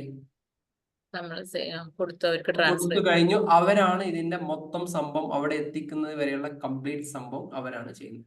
ഡീറ്റെയിൽ ആയിട്ട് നമ്മൾ പറയും പിന്നീട് എങ്ങനെയാണ് അതിന്റെ റൂട്ടൊക്കെ എല്ലാം. ഇപ്പൊ തൽക്കാലികം ഡയറക്റ്റ് എക്സ്പോർട്ട്, ഇൻഡയറക്റ്റ് എക്സ്പോർട്ട് എന്താണെന്നുള്ളത് സംഭവം മനസ്സിലായെന്ന് വിചാരിക്കാം. ഇത് ഈ പറഞ്ഞ ഡയറക്റ്റ് എക്സ്പോർട്ട് എന്താണ്, സിമ്പിൾ ഡയറക്റ്റ് എക്സ്പോർട്ടും ഇൻഡയറക്റ്റ് എക്സ്പോർട്ടും മനസ്സിലായെങ്കിൽ ഒന്ന് ചാറ്റ് ബോക്സ് ലെസ് എന്ന് ടൈപ്പ് ചെയ്ത് തിരിയാത്ത ആളുകളുണ്ടെങ്കിൽ ചോദിക്കും. അതിന്റെ ടാക്സ് കോംപ്ലിക്കേഷൻ, അതിന്റെ ബില്ലുകൾ എങ്ങനെയാണ് സബ്മിറ്റ് ചെയ്യുക, അത് കസ്റ്റംസിലൂടെ എങ്ങനെയാണ് ഇറങ്ങി പോകാന്നൊക്കെ നമ്മൾ പറയുന്നുണ്ട്. സെറ്റ് ആണോ? എല്ലാവർക്കും ഓക്കെ ആണോ? അപ്പൊ ഈ ഡയറക്റ്റ് എക്സ്പോർട്ടും ഇൻഡയറക്റ്റ് എക്സ്പോർട്ടും എന്താണ്, സീറോ റേറ്റഡ് ആയിട്ടുള്ള സംഭവമാണ് എന്ന് മനസ്സിലാക്കുക. ഇതിലൊക്കെ ഓരോന്നും പഠിക്കാനുണ്ട്. International transportation of passengers and goods, international transportation of passengers and goods, ഇതും സീറോ റേറ്റഡ് ആണ്. ദുബായ് എന്ന് പറഞ്ഞു കഴിഞ്ഞാൽ നമുക്കറിയാം, ദുബായ് എന്ന് പറഞ്ഞാൽ എന്താ, ട്രാൻസ്പോർട്ടേഷന്റെ ഹബ്ബാണെന്ന് പറയാറുണ്ട് അല്ലെ. ഇന്റർനാഷണൽ ട്രാൻസ്പോർട്ടേഷന്റെ ഹബ്ബാണ് ദുബായ്. ആരെയും ദുബായിൽ പോയ ആളുകളുണ്ടോ? UAE പോയ ആളുകളുണ്ടോ? എത്ര മിനിറ്റിനകത്ത് ഓരോ ഫ്ലൈറ്റ് വന്ന് ഇറങ്ങി പോകുന്നത്? ആരും പോയിട്ടില്ലേ UAE-ല്? ഇതെന്താ ആരും UAE കാണാത്ത? എല്ലാരും വീഡിയോയിൽ വന്നേ, ഇതെന്താ എല്ലാരും ഇങ്ങനെ ചത്തി കിടക്കുന്നത്? സാധാരണ ഒരു സെഷനിൽ UAE-ക്കാരുണ്ടെങ്കിൽ അവരെ കഥകൾ ഇങ്ങനെ പറയും. ഇത് ആരുമില്ല, എല്ലാവരും കേരളത്തിനുള്ളിലായി അറ്റൻഡ് ചെയ്യണേ. ഞങ്ങൾക്കൊക്കെ UAE-ൽ പോണം. ഞാൻ ഒരു മിനിറ്റ് വീഡിയോയിൽ വരാത്ത ആളുകളൊന്ന് പുറത്തിട്ടിട്ട് ശേഷം സംസാരിക്കാം. അപ്പൊ എല്ലാരും ഒന്ന് റെഡി ആവും. ഒരു മിനിറ്റ്, അവരെ ഇരുന്നിട്ടാണ് ക്ലാസ് ബോറടിക്കുന്നത്. വീഡിയോ തന്നെ ഇപ്പൊ പുറത്താക്കും. എല്ലാരും വരുന്നു. ഓക്കെ ശരിയാ, ശരി ഓക്കെ. ഇത്ര ആളുകൾക്ക് വീഡിയോയിൽ വരാൻ പറ്റിയിരുന്നു അല്ലെ. ഓക്കെ, ശ്രദ്ധിക്കാം. ദുബായ് എന്ന് പറയുന്നത് ഇന്റർനാഷണൽ ട്രാൻസ്പോർട്ടേഷന്റെ ഹബ്ബാണ് ദുബായ്, മീൻസ് UAE. ദുബായിലേക്ക് ഓരോ മിനിറ്റിനകത്ത് ഓരോ ഫ്ലൈറ്റുകൾ ഇറങ്ങുന്നു, കയറുന്നു, ഇറങ്ങുന്നു, പോകുന്നു. പോയ ആളുകൾക്ക് അറിയാം. അത്രയും അല്ലേ, നമ്മൾക്ക് ബസ്സൊക്കെ പോകുന്ന പോലെയാണ് ഇറങ്ങി പോകുന്നത്. അതുകൊണ്ട് തന്നെ international transportation of goods and passengers 0 rated ആണ്. അവിടെ UAE ഇത് ട്രീറ്റ് ചെയ്യണത് 0 റേറ്റഡ് ആണ്. ഇനി ചെറിയൊരു ചോദ്യം. ഇന്ത്യയിൽ നിന്ന് അതായത് കാലിക്കറ്റിൽ നിന്ന് അല്ലെങ്കിൽ എറണാകുളത്ത് നിന്ന് ഒരാള് ദുബായിലേക്ക് പോവുകയാണ്. ഇതിൽ ഏത് നിയമമാണ്? ഇന്ത്യയിലെ GST ആണോ UAE VAT ആണോ അപ്ലിക്കബിൾ ആവുക? ചെറുതായിട്ട് പറഞ്ഞ തെറ്റിക്കോട്ടെ, തെറ്റൊന്നും എനിക്കറിയാം. ഒരുപാട് ചോദ്യങ്ങൾ ഇങ്ങനെ നിങ്ങൾക്ക് എറിഞ്ഞു തരുന്നത് നിങ്ങൾക്ക് ഒന്നുകൂടി മനസ്സിലാവാൻ വേണ്ടിയിട്ടാണ്. ഇന്ത്യയിൽ നിന്ന് ഒരാള്, ഉദാഹരണം ഇന്ത്യയിൽ നിന്ന് രാഹൻ ഡമനിക്ക് ദുബായിലേക്ക് പോകുന്നു. ഏത് GST ലോ ആണ് അപ്ലിക്കബിൾ ആവുക? വേറൊരു കേസും കൂടി പറയാം. ഇന്ത്യയിൽ നിന്ന് രാഹൻ UK പോവാണ്. UK പോകുന്ന സമയത്ത് കണക്ഷൻ ഫ്ലൈറ്റ് ആണ്. കണക്ഷൻ ഫ്ലൈറ്റ് ആണ്, ഒരു സ്ഥലത്ത് ഇറങ്ങിയിട്ട് അവിടെ വേറെ ഫ്ലൈറ്റിൽ കയറിയിട്ട് പോകണം. അങ്ങനെ കേരളത്തിൽ നിന്ന് രാഹൻ അല്ലെങ്കിൽ കൊച്ചിയിൽ നിന്ന് രാഹൻ കയറുന്നു, ദുബായിൽ ഇറങ്ങുന്നു. ദുബായിൽ ഇറങ്ങിയിട്ട് അടുത്ത കണക്ഷൻ ഫ്ലൈറ്റിന് ഒരു ദിവസം അവിടെ താമസിച്ച് അടുത്ത കണക്ഷൻ ഫ്ലൈറ്റിന് UK പോകുന്നു. ഇതിൽ ഏതൊക്കെ ടാക്സുകളാണ് അപ്ലിക്കബിൾ ആവുക? എത്തിക്കോട്ടെ, എന്നാലും പറയാൻ ശ്രമിച്ചോളാം. ഇപ്പൊ പറഞ്ഞ സംഭവം മനസ്സിലായി? വരച്ച് കാണിച്ചു തരണം ഒന്ന് നോക്കേ. ഡയറക്റ്റ് പോകുമ്പോ GST ആയിരിക്കും. ഡയറക്റ്റ് പോകുമ്പോൾ GST ആയിരിക്കും. ഇത് കേരളത്തിൽ നിന്ന് രാഹൻ നേരെ ഇങ്ങോട്ടേക്ക് പോകുന്നു. അതിൽ സംശയമുണ്ടോ? ഇവിടുന്ന് ഇങ്ങോട്ടേക്ക് പോകുന്നു, ഏത് ടാക്സ് ആണ് അപ്ലിക്കബിൾ ആവുക? ഇനി ഇവിടുന്ന് രാഹൻ ഇങ്ങോട്ടേക്ക് വരുന്നു, ഇവിടെ ഏത് ടാക്സ് ആണ് അപ്ലിക്കബിൾ ആവുക? ഓക്കെ, മറ്റൊരു രാജ്യം കൂടി പറയാം. ഇത് UK ആണ്. UK നേരിട്ട് ഇവിടുന്ന് ഫ്ലൈറ്റ് ഇല്ല എന്ന് വിചാരിക്കും. അപ്പൊ നേരെ ഇവിടെ പോകുന്നു, ഇവിടുന്ന് ഇങ്ങോട്ടേക്ക് പോകുന്നു. ആദ്യത്തെ കേസിൽ കേരളത്തിൽ നിന്ന് UAE വരുമ്പോൾ ഏത് ടാക്സ് ആണ് അപ്ലിക്കബിൾ ആവുക? ഏത് ടാക്സ് അപ്ലിക്കബിൾ ആവാം? ഇന്ത്യയിൽ നിന്ന് പോകുമ്പോൾ ഇന്ത്യന്റെ GST. ഇന്ത്യയിൽ നിന്ന് പോകുമ്പോൾ ഇന്ത്യയുടെ GST. ഓക്കെ. രണ്ടാമത്തെ കേസ് വരാം, UAE നിന്ന് ഇന്ത്യയിലേക്ക് വരുന്നു, ഏത് ടാക്സ് ആണ് അപ്ലിക്കബിൾ ആവാം? എത്ര UAE tax tax. ആണ്? UAE tax. UAE പർച്ചേസ് ചെയ്യുമ്പോൾ UAE ടാക്സ് എത്ര രൂപ വരും? 0% അല്ല, 0%. 0%. ഇനി മൂന്നാമത്തെ കേസ്, ഇന്ത്യയിൽ നിന്ന് രാഹൻ പോകുന്നു, UAE എത്തുന്നു, UAE എത്തിയിട്ട് ഒരു ദിവസം താമസിച്ചിട്ട് അടുത്ത കണക്ഷൻ ഫ്ലൈറ്റിന് UK പോകുന്നു, ഏതാണ് വരിക? ഇതൊക്കെ ഉണ്ടാവില്ലേ? ഇങ്ങനെ സംഭവിക്കില്ലേ? ഇപ്പൊ എറണാകുളത്ത് നമ്മൾ ചില സമയത്ത് ഞാനൊക്കെ സമയത്ത് ഇവിടേക്ക് പോകുമ്പോൾ, ഹൈദരാബാദിലേക്ക് പോകുന്ന സമയത്ത് ഡൽഹിയിൽ ഒരു കണക്ഷൻ ഇട്ടിട്ട് അവിടുന്ന് കണക്ഷൻ ഇട്ട് 2, 3, 4 മണിക്കൂർ കഴിഞ്ഞിട്ട് അടുത്ത ഫ്ലൈറ്റ് വരാം. ചിലപ്പോ ഒരു ദിവസം ഈ 6 മണിക്കൂർ 8 മണിക്കൂറൊക്കെ പിടിച്ചിട്ടിട്ടാണ് അടുത്തതിലേക്ക് പോകും. അപ്പൊ ഇതിൽ ഏത് നിയമം ബാധിക്കും? രണ്ടും വരും. ഇവിടുന്ന് പോകുമ്പോ ഇന്ത്യയുടെ ഇത് വരും. അവിടെ പോകുമ്പോ അവിടുത്തെ ടാക്സോ എത്രയാ ടാക്സ്? 0%. അടിപൊളി. എന്തെങ്ങനെ വരിക? ഇന്റർനാഷണൽ ട്രാൻസ്പോർട്ടേഷന്റെ റൂൾ ഉണ്ട്, അറിയോ ആർക്കെങ്കിലും? UAE മറ്റു വാറ്റൊക്കെ പോട്ടെ, ഇന്റർനാഷണൽ ട്രാൻസ്പോർട്ടേഷൻ റൂള് എന്താ? അങ്ങനെ റൂള് കേട്ടിട്ടുണ്ട് സാർ. അതിനെ കുറിച്ച് അറിയാത്തോണ്ടാണ് അത് പൊട്ടത്തരം വിളിച്ചു പറഞ്ഞത്. അങ്ങനെ ഒരു റൂൾ ഉണ്ടെന്ന് കേട്ടിട്ടുണ്ട്, പക്ഷെ അതിനെ കുറിച്ച് ഡീറ്റെയിൽ ആയിട്ട് അറിയില്ല. ഓക്കെ. ഇനി ഇതേപോലെ ആളുടെ കേസ് ഒഴിവാക്കി ഗുഡ്സ് ആണ് പോകുന്നതെങ്കിലോ, ഗുഡ്സ് ആണ് ഇതേപോലെ മൂവ്മെന്റ് ചെയ്യുന്നുണ്ടെങ്കിലോ അവിടെ ഏത് ടാക്സ് ആണ് അപ്ലിക്കബിൾ ആവാം? ഗുഡ്സ് ആണ് മൂവ് ചെയ്യുന്നുണ്ടെങ്കിൽ ഏത് ടാക്സ് ആണ് അപ്ലിക്കബിൾ ആവാം? വാറ്റ് അപ്ലിക്കബിൾ ആവും. ഓക്കെ. കേരളത്തിൽ നിന്ന് UAE പോകുമ്പോൾ വാറ്റ് ആണോ അപ്ലിക്കബിൾ ആവുന്നത്? UAE വാറ്റ് ആണോ അപ്ലിക്കബിൾ ആവുന്നത്? ഇന്ത്യയുടെ GST ആണോ അപ്ലിക്കബിൾ ആവുന്നത്? കേരളത്തിന് പോകുമ്പോ GST ആയിരിക്കും. കേരളത്തിൽ പോകുമ്പോൾ GST ആയിരിക്കും. രണ്ടാമത്തെ കേസ് എടുത്തോളൂ, അവിടുന്ന് ഇങ്ങോട്ടേക്ക് വരുന്ന സമയത്ത് എന്താണ് അപ്ലിക്കബിൾ ആവുക? ഗുഡ്സ് ആണ് വരുന്നത്. 0% VAT. ഓക്കെ. മൂന്നാമത്തെ കേസ്, ഇവിടുന്ന് കണക്ഷൻ എടുത്തിട്ട് UK വന്നു, ഇന്റർനാഷണൽ ലോ. ഇതൊക്കെ നിങ്ങൾ ഡിഗ്രിയിൽ GST അല്ലേ വരുള്ളൂ സാർ? ഇത് ഡിഗ്രിയിൽ പഠിച്ചിട്ടുണ്ടല്ലോ ഈ സംഭവങ്ങൾ, ഇന്റർനാഷണൽ ലോ, ട്രാൻസ്പോർട്ടേഷൻ ലോ, എല്ലാം ഡിഗ്രി കഴിഞ്ഞ ആളുകൾക്കൊക്കെ അറിയേണ്ടതാണല്ലോ. ഓക്കെ, ഞാൻ നോക്കട്ടെ. ഇനി അതോടെ കേട്ടെ. അടുത്തത് വേറെ കാര്യം കൂടി, goods and services consumed or used during the international transportation. International transportation അതും കൂടി പഠിച്ചു പോകേണ്ടി വരില്ലേ ഇപ്പം? ഓക്കെ, ലോ എടുത്തിട്ട് ഇന്റർനാഷണൽ ട്രാൻസ്പോർട്ടേഷൻ ലോ കൂടെ എന്തായാലും അത് പറയാം session. Goods and services consumed or used during the international transportation. അതായത് നോർമലി ഒരു വിമാനത്തില് UAE-യിൽ നിന്ന് ഇന്ത്യയിലേക്ക് വരുമ്പോ എത്ര കിലോ എടുക്കാൻ പറ്റും വെയിറ്റ്? ചോദിച്ചോക്കട്ടെ. അല്ല, തുടക്കം മുതൽ തുടങ്ങണ്ടേ. അതുകൊണ്ടാണ് ഞാൻ നേരത്തെ പറഞ്ഞത് ഏതൊക്കെ GCC രാജ്യങ്ങൾ എന്ന് പറഞ്ഞത് നന്നായി. ഇല്ലെങ്കിൽ അതും കൂടി 30 അറിയില്ല. plus 7. 30 plus 7. 30+7 ഏത് വിമാനത്തിൽ നിങ്ങൾ വരുന്നത്? അല്ല, 20 plus 7 ആക്കിയിട്ടുണ്ട് ഇപ്പൊ മറ്റേ എക്സ്പ്രസ്സില്. 20+7 27 30 കിലോ ഓൺ ആൻ ആവറേജ്. ഇവിടുന്ന് അങ്ങോട്ട് പോകുമ്പോ 20, അവിടുന്ന് ഇങ്ങോട്ട് വരുമ്പോ 30 എടുക്കാം ചില ഫ്ലൈറ്റിലെല്ലാം. എമിറേറ്റ്സ് വലിയ ഫ്ലൈറ്റിൽ. അങ്ങനെ എത്രയാ? ഇനി പോയ ആൾക്കാരൊന്ന് പറയണേ. 32 കിലോ. 32 ഇടുന്ന അഡീഷണൽ എക്സ്ട്രാ കൂട്ടിയതാണോ? 30 ലഗേജ്, 7 ഹാൻഡ് ക്യാരി. വേറെ ആരാ ഒന്ന് പറഞ്ഞ? പോയ ആൾക്കാരൊന്ന് പറഞ്ഞേ. കണ്ട ആൾക്കാരെ 30+7. 30+7 ഉണ്ട്. വലിയ ഫ്ലൈറ്റിലൊക്കെ അങ്ങനെയാണ്, എക്സ്പ്രസ്സിലാണ് 20 വരുന്നത്. ഓക്കെ, ഇനി ഇതിന് ഇവിടുന്ന് അങ്ങോട്ടേക്ക് പോകുമ്പോ ഏത് ടാക്സ് അപ്ലിക്കബിൾ ആവും? അവിടുന്ന് അങ്ങോട്ടേക്ക് പോകുമ്പോ ഏത് ടാക്സ് അപ്ലിക്കബിൾ ആവും? ഇവിടുന്ന് കണക്ഷൻ എടുത്തിട്ട് പോകുമ്പോ ഏത് ടാക്സ് അപ്ലിക്കബിൾ ആവും? വെറുതെ ജസ്റ്റ് ഒന്ന് പറഞ്ഞോളൂ.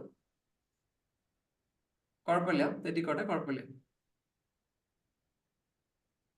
ഇവിടുന്ന് പോകുമ്പോ GST തന്നെയാണ്. ഇവിടുന്ന് പോകുമ്പോ GST ലോ അപ്ലിക്കബിൾ ആവും. ഓക്കെ, ടെറിട്ടറി ലോ അപ്ലിക്കബിൾ ആവും. പിന്നെ അവിടുന്ന് ഇങ്ങോട്ടേക്ക് വരുമ്പോഴോ? അവിടുത്തെ വാറ്റ്, UAE വാറ്റ്. ഇനി കണക്ഷൻ എടുക്കുമ്പോഴോ? തെറ്റിക്കോട്ടെ. ഇവിടുന്ന് പോകുമ്പോ GST ആയിരിക്കും, പിന്നെ കണക്ഷൻ എവിടെ നിന്നാണോ അവിടത്തെ ടാക്സ് ആയിരിക്കും. ഓക്കെ, ഇനി അടുത്ത പോയിന്റ് പറയാം. അടുത്ത point, air, sea and land means transport of. ഈ പറയുന്ന ട്രാൻസ്പോർട്ടിംഗ് എന്ന് പറയുന്ന സമയത്ത് എല്ലാം പെട്ടിട്ടോ. എയർ ആകാം, വിമാനമാകാം, കടലാകാം, ഇതെല്ലാം എന്താണ്? ഇതൊക്കെ സീറോ റേറ്റഡ് എന്നുള്ള മനസ്സിലിങ്ങനെ വെക്കുക. ഇതൊക്കെ ഒന്ന് പറഞ്ഞുതരാം. നമ്മൾ ഈ പോകുന്ന ഇന്റർനാഷണൽ ട്രാൻസ്പോർട്ടേഷൻ നമുക്ക് വിമാനത്തിൽ തന്നെ ആവണമെന്നുണ്ടോ? UAE-യിൽ നിന്ന് മറ്റൊരു രാജ്യത്തേക്ക് വാഹനത്തിൽ പോകാൻ വേണ്ടി പറ്റും. മീൻസ് ബൈ റോഡിൽ പോകാൻ വേണ്ടി പറ്റും, ബൈ സീ പോകാൻ വേണ്ടി പറ്റും. ഇതൊക്കെ എന്താണ്? സീറോ റേറ്റഡ് ആണ് എന്ന് മനസ്സിലാക്കാം. അപ്പൊ എന്തൊക്കെയാ ജസ്റ്റ് ഒന്ന് എന്താന്ന് വിശദമായിട്ട് പറഞ്ഞുതരാം. Direct or indirect export. രണ്ടാമത്തെ എന്തായിരുന്നു? During goods and services during international transportation. പിന്നെന്തായിരുന്നു അടുത്ത? എന്താ എഴുതി വെക്കുന്നില്ല? പിന്നെ ഓർമ്മ ഉണ്ടാവത്തില്ല. During transportation. പിന്നെ എയർ ആൻഡ് സീ പറഞ്ഞില്ലായിരുന്നു?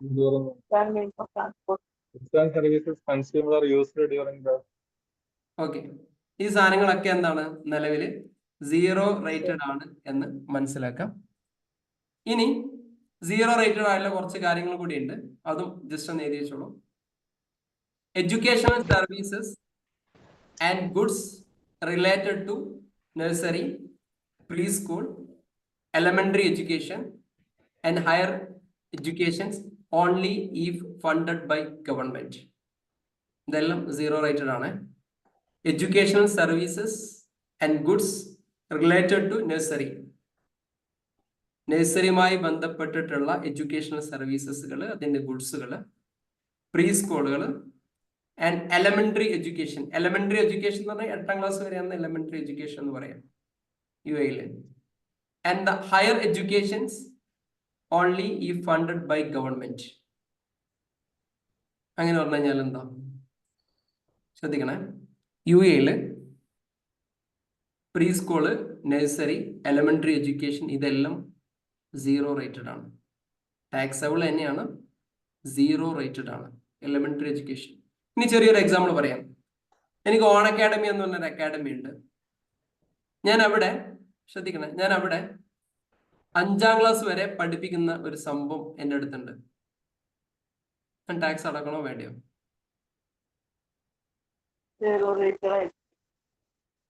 ഹലോ, അടക്കണോ വേണ്ടോ? അടക്കണോ? 0 റേറ്റഡ് ആണ്. ക്ലിയർ അല്ലേ? ഇനി ഇതേ ഇൻസ്റ്റിറ്റ്യൂഷൻ തന്നെ ഞാൻ അവിടെ ഡിഗ്രി പഠിപ്പിക്കുന്നുണ്ട്. ടാക്സ് അടക്കണോ വേണ്ടയോ?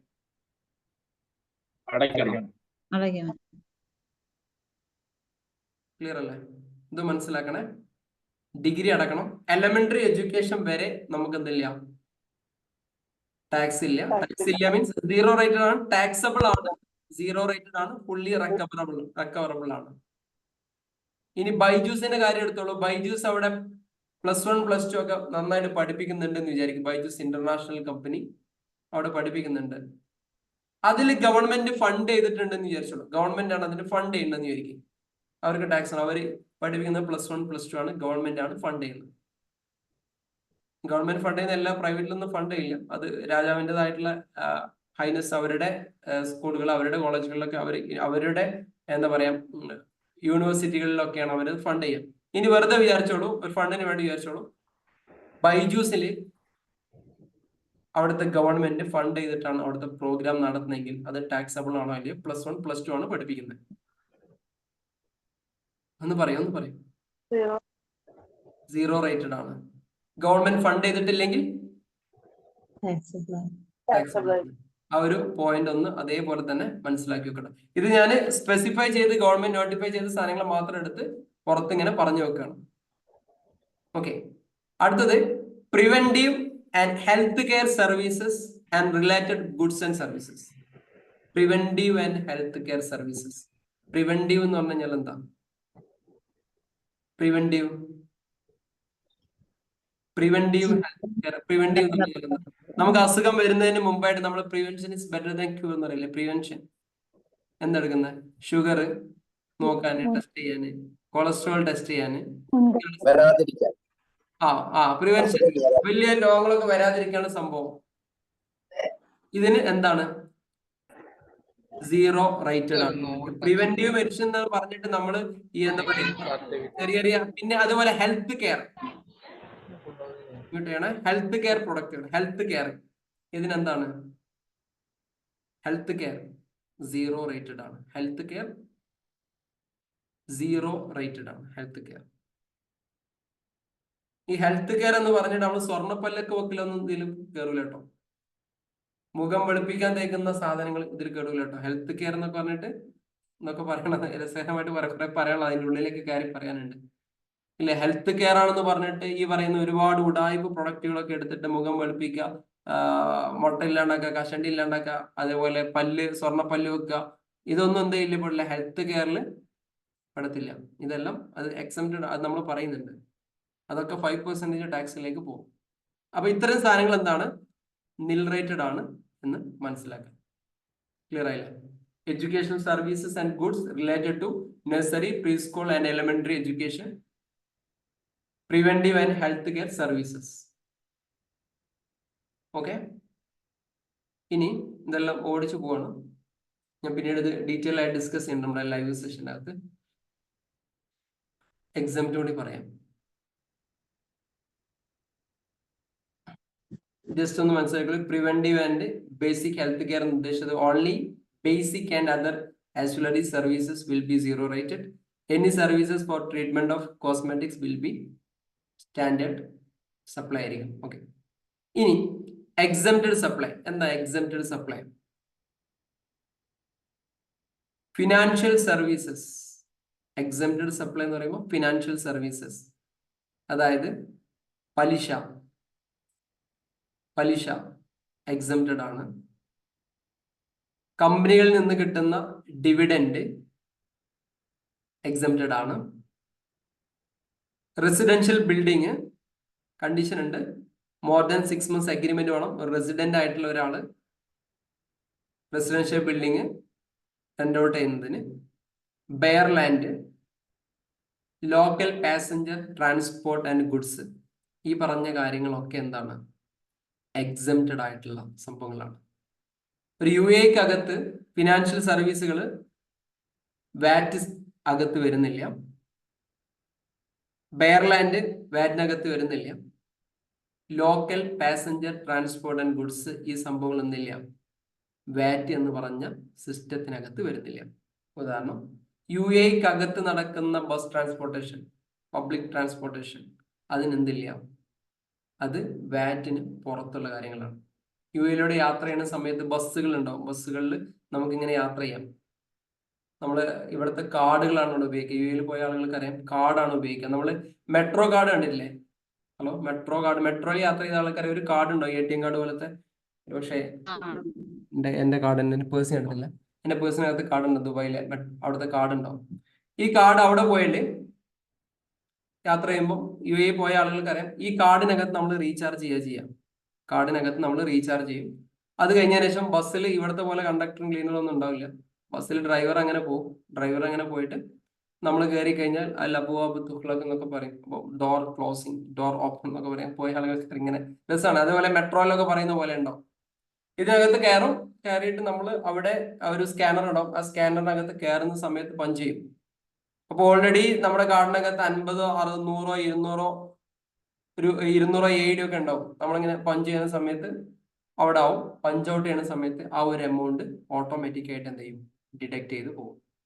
എപ്പോഴാണോ കഴിയുന്നത് നമ്മൾ അതിലേക്ക് എന്ത് ചെയ്യും? ഇങ്ങനെ ആഡ് ചെയ്ത് കൊടുക്കും. ഇതാണ് UAE സിസ്റ്റം. ഇത് തന്നെയാണ് മെട്രോ കാർഡിനകത്ത് എല്ലായിടത്തും ഈ ഒരു കാർഡാണ് ഉപയോഗിക്കുക. ഈ ഒരു ട്രാൻസ്പോർട്ടിങ്ങിൽ നമുക്ക് ആ പോകുന്ന ആ ഒരു എക്സ്പെൻസ് മാത്രമേ പോകത്തുള്ളൂ. ബാക്കിയുള്ള വാറ്റ് അവിടെ ഉണ്ടാവില്ല എന്നാണ് പറഞ്ഞത്. ഇതാണ് പബ്ലിക് ട്രാൻസ്പോർട്ട് എന്ന് പറയാം. ചെറിയൊരു കേസ് പറയാം. എൻ്റെ ഒരു ഫ്രണ്ട് UK നിന്ന്, ഞാൻ ദുബായിലാണ് വർക്ക് ചെയ്യുന്നത്. അപ്പൊ എൻ്റെ ഒരു ഫ്രണ്ട് വരികയാണ്. UK നിന്ന് അവന് ഫ്രണ്ട് വരുന്നു. ഫ്രണ്ട് വന്നിട്ട് അവിടെ 2 ദിവസം അവരൊരു ബിസിനസ് മീറ്റിന് വേണ്ടി വരികയാണ്. അവൻ ബിസിനസ് മീറ്റിന് വേണ്ടി വന്ന സമയത്ത് അവൻ അവിടുത്തെ ഹോട്ടൽ ബുക്ക് ചെയ്തു. അവൻ അവിടെ താമസിക്കുന്നുണ്ട്. ഇതിൽ ഏതൊക്കെ ടാക്സ് ആണ് അപ്ലിക്കബിൾ ആവുക? അവൻ UAE ഇറങ്ങുന്നു. UAE ഇറങ്ങിയതിന് ശേഷം അവിടുത്തെ പബ്ലിക് ട്രാൻസ്പോർട്ടേഷൻ ഉപയോഗിച്ച് ഈ ഹോട്ടലിലേക്ക് എത്തുന്നു. ഹോട്ടലിൽ അവൻ താമസിക്കുന്നു. താമസിച്ചവൻ പ്രോഗ്രാമിൽ പങ്കെടുക്കുന്നു. ഇതിൽ ഏതൊക്കെ ടാക്സ് ആണ് വരിക? പറഞ്ഞ കാര്യങ്ങൾ മനസ്സിലായെന്ന് നോക്കാൻ വേണ്ടിയിട്ടാണ്. ഏതൊക്കെ ടാക്സ് വരിക? അവൻ UAE അകത്ത് ഇറങ്ങുന്നു. ഇറങ്ങിയിട്ട് അവൻ ഈ ഹോട്ടലിലേക്ക് പോകുന്നു. ഏത് ടാക്സ് ആണ് വരിക?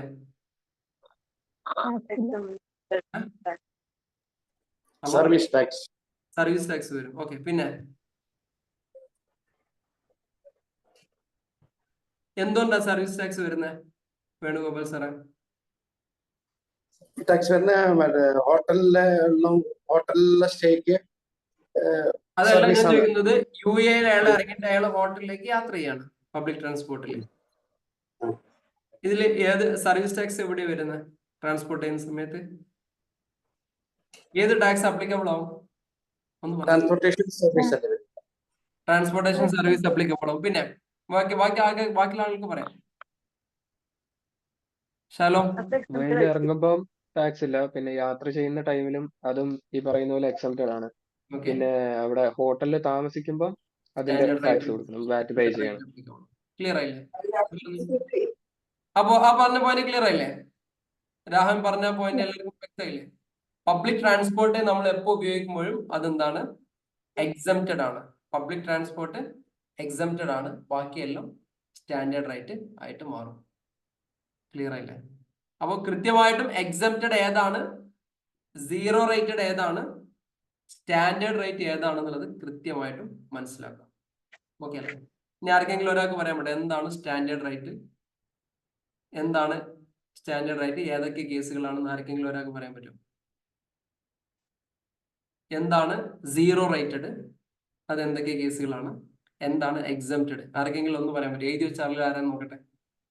ഇത് കൃത്യമായിട്ട് പറഞ്ഞു വേണം. ഇത് ഞാനിപ്പോ പറയുന്ന പോയിന്റുകളെല്ലാം തന്നെ അവർ സ്പെസിഫിക്കലി നോട്ടിഫൈ ചെയ്തിട്ടുള്ള കാര്യങ്ങൾ മാത്രമാണ്. ഇതല്ലാത്ത രീതിയിൽ നമ്മൾ അത് പഠിക്കും.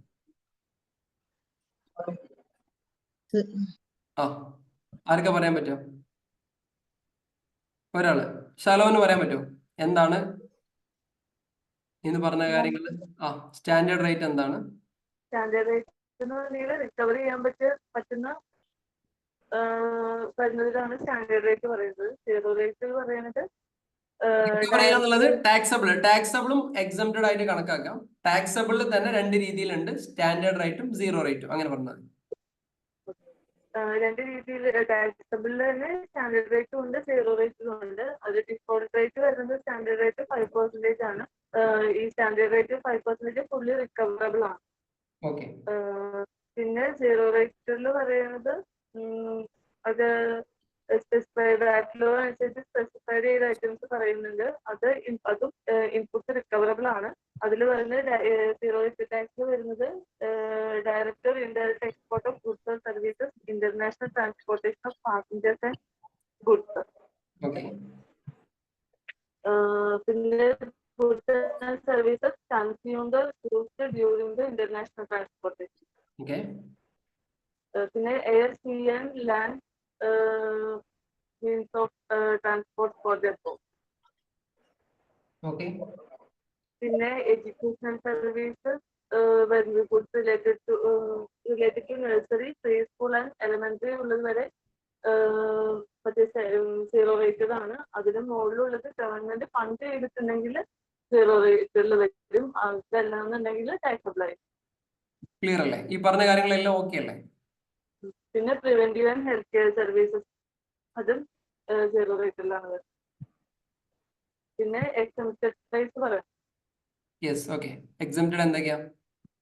ഫിനാൻഷ്യൽ സർവീസസ്, അതായത് ഇൻട്രസ്റ്റ്, ഡിവിഡൻഡ്, അതുപോലെ residential building more than 6 months അവരുടെ റെസിഡന്റ് ആയിട്ടുള്ള ആണെന്നുണ്ടെങ്കിൽ അത് എക്സംപ്റ്റഡ് ആയിരിക്കും. പിന്നെ ബെയർലാൻഡ്, പിന്നെ local passenger transport. Okay okay. ഈ ബെയർലാൻഡ് എന്ന് പറഞ്ഞാൽ മനസ്സിലായിട്ടുണ്ടോ ആർക്കെങ്കിലും? കൺഫ്യൂഷൻ ഉണ്ടോ? ബെയർലാൻഡ് എന്താ? ബെയർലാൻഡ് ആ അതന്നെ, മരുഭൂമികളൊക്കെ ഒഴിഞ്ഞു കിടക്കുന്ന മരുഭൂമികൾ, പ്രത്യേകിച്ച് അവിടെ പ്രോപ്പർട്ടിയോ കാര്യങ്ങളോ ഒന്നും ഇല്ലാതെ കിടക്കുന്ന തരിശുഭൂമി എന്നൊക്കെ വേണമെങ്കിൽ പറയാം. Yes, correct. അപ്പൊ ഇതാണ് ഇതിന്റെ ഒരു സംഭവങ്ങൾ. അപ്പം ഇതെന്താണ് ഈ ഒരു ടാക്സബിൾ റേറ്റ് എന്താണ്, ഈ റേറ്റ് എന്താണെന്നുള്ളത് നമുക്ക് കൃത്യമായിട്ടും നല്ല ബോധ്യം വേണം ഇതിനകത്ത് കിടക്കുന്ന സമയത്ത്. അതിപ്പോഴും ഈ ഒരു സംഭവങ്ങൾ അറിയാത്തതുകൊണ്ട് പല ആളുകളും എന്ത് ചെയ്യാനുള്ള പല രീതിയിൽ പ്രശ്നങ്ങളിൽ ഇടപെടാറുണ്ട്. ഓക്കെ. ഇനി നമ്മൾ ജസ്റ്റ് ഒന്ന് ഫസ്റ്റ് സെഷനാണ്, ജസ്റ്റ് ഇതെല്ലാം ഒന്ന് ഓടിച്ചു പോകണം. നമ്മൾ മൊത്തത്തിൽ പോകുന്നത് FTA എന്ന് പറഞ്ഞ ഫെഡറൽ ടാക്സ് അതോറിറ്റി ആണ്. ഇന്ത്യയിലെ GST കൺട്രോൾ ചെയ്യാനുള്ള ഒരു ടീമില്ലേ, GST കൗൺസിൽ എന്ന് പറയുന്ന പോലെ UAE ടാക്സുകൾ കൺട്രോൾ ചെയ്യുന്നത് FTA ആണ്, ഫെഡറൽ ടാക്സ് അതോറിറ്റി ആണ്. ഇന്ന് ഔട്ട്ലൈൻ മാത്രമേ പറഞ്ഞു പോകുന്നുണ്ട്, ഡീറ്റെയിൽ ആയിട്ടൊന്ന് എക്സ്പ്ലെയിൻ ചെയ്യുന്നില്ല. ഫെഡറൽ ടാക്സ് അതോറിറ്റി ഇവരാണ് ടാക്സ് കളക്ട് ചെയ്യുന്നത്. എവിടുന്ന് കളക്ട് ചെയ്യണം, എവിടുന്ന് പിടിക്കണം, ആർക്ക് എന്ത് കൊടുക്കണം, എങ്ങനെയാണ് ഇൻപുട്ട് ടാക്സ് ഡിസ്ട്രിബ്യൂട്ട് ചെയ്യണത്, ഇതെല്ലാം തീരുമാനിക്കുന്നത് FTA ആണ്, ഫെഡറൽ ടാക്സ് അതോറിറ്റി എന്ന് പറഞ്ഞിട്ടുള്ള ഒരു ടീമാണ്. ഇതിനകത്ത് ഇവരുടെ സൈറ്റിനകത്ത് കയറിയിട്ടാണ് നമ്മുടെ കാര്യങ്ങളൊക്കെ നമ്മൾ ചെയ്യാൻ വേണ്ടി പോകുന്നത്.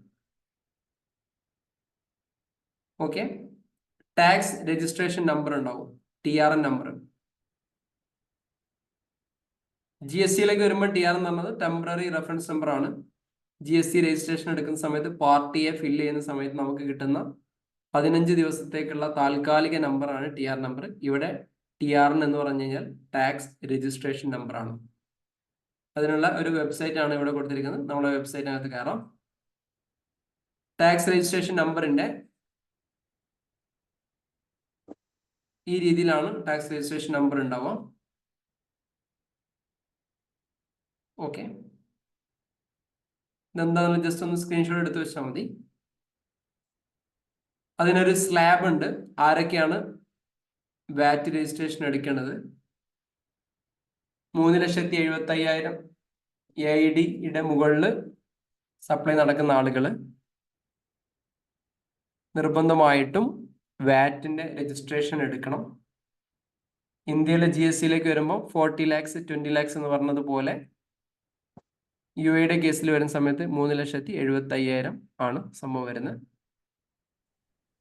അതുപോലെ നമ്മൾ അത്രയും ബിസിനസ് നമുക്ക് ഉണ്ടാവുന്ന സമയത്ത് നമ്മൾ എടുക്കാൻ ബാധ്യസ്ഥമാവുന്ന അവസ്ഥയാണ് anticipate the value of taxable supply.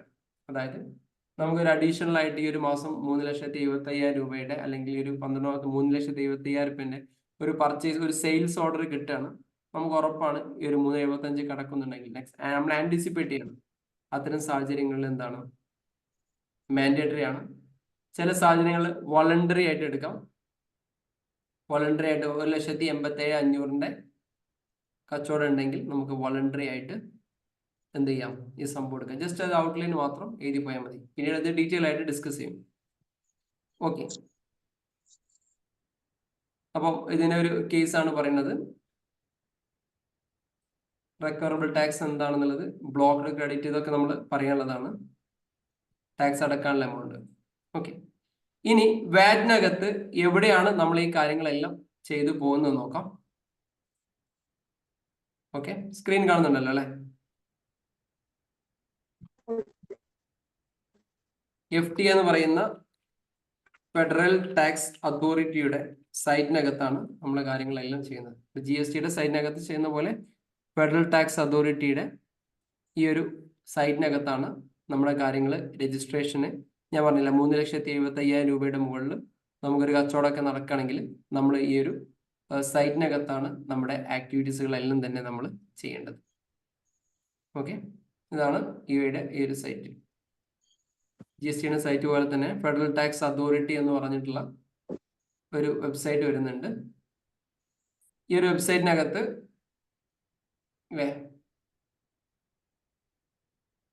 Stuck ആവുന്നുണ്ടോ? എന്റെ വോയിസ് സ്റ്റക്ക് ആവുന്നുണ്ടോ?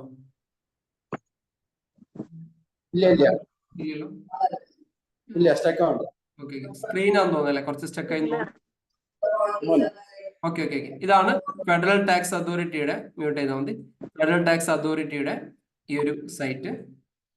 ഈ സൈറ്റിനകത്താണ് നമ്മുടെ കാര്യങ്ങളെല്ലാം നമ്മൾ ചെയ്യുന്നത്. നമ്മുടെ ഫയലിംഗ്, നമ്മുടെ റിട്ടേൺ കാര്യങ്ങൾ, നമ്മുടെ രജിസ്ട്രേഷനുമായി ബന്ധപ്പെട്ട എല്ലാ കാര്യങ്ങളും, ഫെഡറൽ ടാക്സ് അതോറിറ്റിയുമായി ബന്ധപ്പെട്ടിട്ടുള്ള അല്ലെങ്കിൽ ഇവിടുത്തെ വാറ്റ് സിസ്റ്റവുമായി ബന്ധപ്പെട്ടിട്ടുള്ള എല്ലാ കാര്യങ്ങളും ഇവിടെ ഡീറ്റെയിൽ ആയിട്ട് ഈ ഒരു സൈറ്റിനകത്ത് പറഞ്ഞിട്ടുണ്ടാവും. ഇതിൽ ഈ സർവീസ് ഉണ്ടാവും. നമുക്ക് ഇംഗ്ലീഷ് മനസ്സിലാകുന്നില്ലെങ്കിൽ ഇവിടെ ജസ്റ്റ് അറബി ആക്കി കൊടുത്താൽ മതി. അപ്പോൾ അടിപൊളിയായിട്ട് അറബിയിലാക്കി വരും. മൊത്തത്തിൽ ഈ ഒരു സൈറ്റ് തന്നെ അറബിയിലേക്ക് വരും. അപ്പോൾ നിങ്ങളുടെ സൗകര്യത്തിനനുസരിച്ച് മാറ്റി ഇങ്ങനെ ആക്കി കഴിഞ്ഞാൽ ഒട്ടും മനസ്സിലാകത്തില്ല. അപ്പോൾ നേരെ ഇംഗ്ലീഷ് ആയിരിക്കും നമുക്ക് എല്ലാവർക്കും നല്ലത്. ഓക്കെ, നമുക്ക് ലാംഗ്വേജ് നമ്മുടെ ഇഷ്ടത്തിനനുസരിച്ച് എന്ത് ചെയ്യാം, ഈ സംഭവം മാറ്റി കൊടുക്കാം. ഇവിടെ അകത്ത് ഈ സർവീസ് ഉണ്ടാവും, ഇലക്ട്രോണിക് സർവീസ്.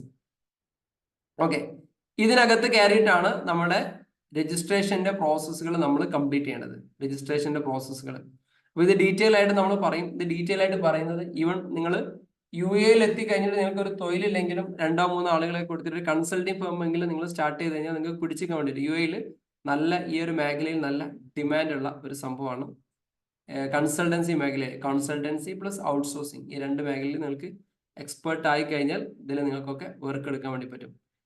ഇവിടെ നമുക്ക് എന്ത് ചെയ്യാൻ വേണ്ടി പറ്റും, സൈനപ്പ് ചെയ്ത് GSTയിലൊക്കെ കൊടുക്കുന്ന പോലെ സൈനപ്പ് ചെയ്ത് നമ്മുടെ ഡാറ്റകളൊക്കെ കൃത്യമായിട്ട് ഫില്ല് ചെയ്ത് ഇവിടെ എന്തൊക്കെയാണ് ഡാറ്റകളാണ് കൊടുക്കേണ്ടത്, എന്തൊക്കെ കാര്യങ്ങളാണ് കൊടുക്കേണ്ടതെന്നൊക്കെ എന്ത് ചെയ്യും, നമ്മൾ കൃത്യമായിട്ട് പറയും. നമ്മുടെ പേര്, അഡ്രസ്സും കാര്യങ്ങളൊക്കെ കൊടുത്ത് ഇതിനകത്ത് നമ്മൾ വാറ്റിൽ രജിസ്ട്രേഷൻ എടുക്കുന്നു. വൺസ് നമ്മൾ രജിസ്ട്രേഷൻ എടുത്തു കഴിഞ്ഞാൽ ഓൾറെഡി മെമ്പറാണ്, നമ്മൾ സൈൻ ഇൻ ചെയ്യുന്നു. സൈൻ ഇൻ യൂസർ ID യും പാസ്വേഡ് അടിക്കുന്നു. നമ്മൾ അതിനകത്ത് കയറുന്നു. അതിനകത്ത് കയറിയിട്ട് സൈറ്റ് നല്ല സ്ലോ ആണെന്ന്, എൻ്റെ ഭാഗത്തുള്ള ഇഷ്യൂസ് ആണെന്ന് നിങ്ങൾക്ക് അറിയില്ല. എല്ലാം പറയുന്നതെല്ലാം സ്ലോ ആവുന്നുണ്ട്. ബ്രേക്ക് ആവുന്നുണ്ടോ ഞാൻ പറയുന്നത്? നിങ്ങളെ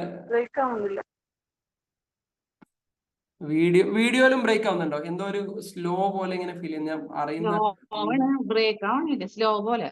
സ്ലോ പോലെ വരുന്നുണ്ടല്ലേ? എനിക്ക് ഇവിടുന്ന് സൈറ്റിനകത്ത് ഒരു പ്രോബ്ലം കാണിക്കുന്നുണ്ട്.